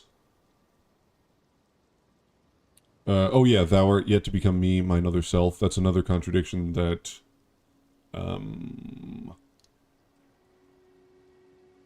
understanding that would definitely help us. But I think the number one thing that, if we understood it, would really break open the story a bit, at least as far as the story is really about Marika, she is the central character. The one thing that I think really needs to be explained is what is going on in the story trailer. You know, what is she pulling golden threads out of? There's that artist that says that it was, you know, called it a baby diaper or a cloth. Looks, you know, very similar to a kind of godskin swaddling cloth. And then that sort of takes the shape of this arc, which kind of becomes maybe the lower arc of the Elden Ring. This change from this Crucible era where the Elden Ring's blessings are sort of flowing downwards into something where the blessings are held together, held within, I don't know, the world, within the Erd Tree. If that can be properly explained, then I think that lends insight into, you know, what is the original sin? How do the fingers fit in? How are snakes related to all this? What is their relation to fire? What was America's sort of overall motivation? How do these different aspects of people work? I feel like that question, you know, figuring out exactly what was going on there.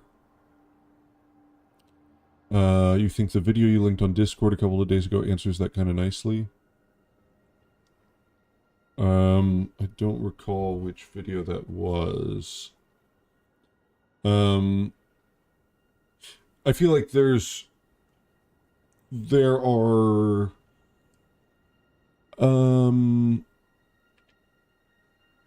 ways you can read like the golden threads of fate and things like this, if that makes sense. But like, let's say that is a swaddling cloth. Let's say that there is a child there. Who is that child? You know, is it Mesmer? Is it that she took the gold, the light out of Mesmer? That's why has this dark kindling within him, the abyssal serpent. Was that the original sin? Oh, excuse me. Really?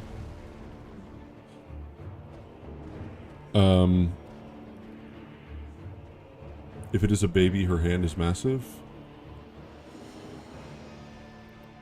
I don't know. Is it a snake? Is it the previous god? Like, what actually is that? What was she doing? How did she create gold? Was it like the original form of the Elden Beast? There's so many different possibilities for what it could be. I guess I'll just kill this guy real quick.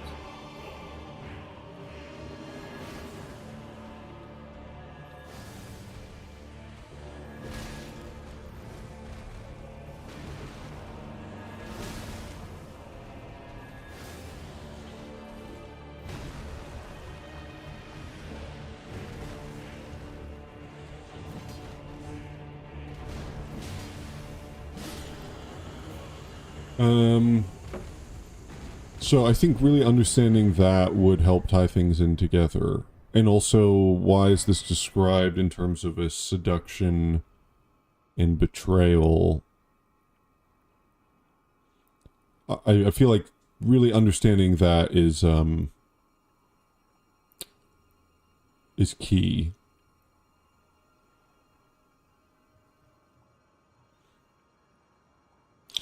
Well, in any case, I think I should get going. So, thank you all for stopping by. I will continue when I can. That's very pretty. So, until next time, thanks for stopping by, everyone. Bye-bye.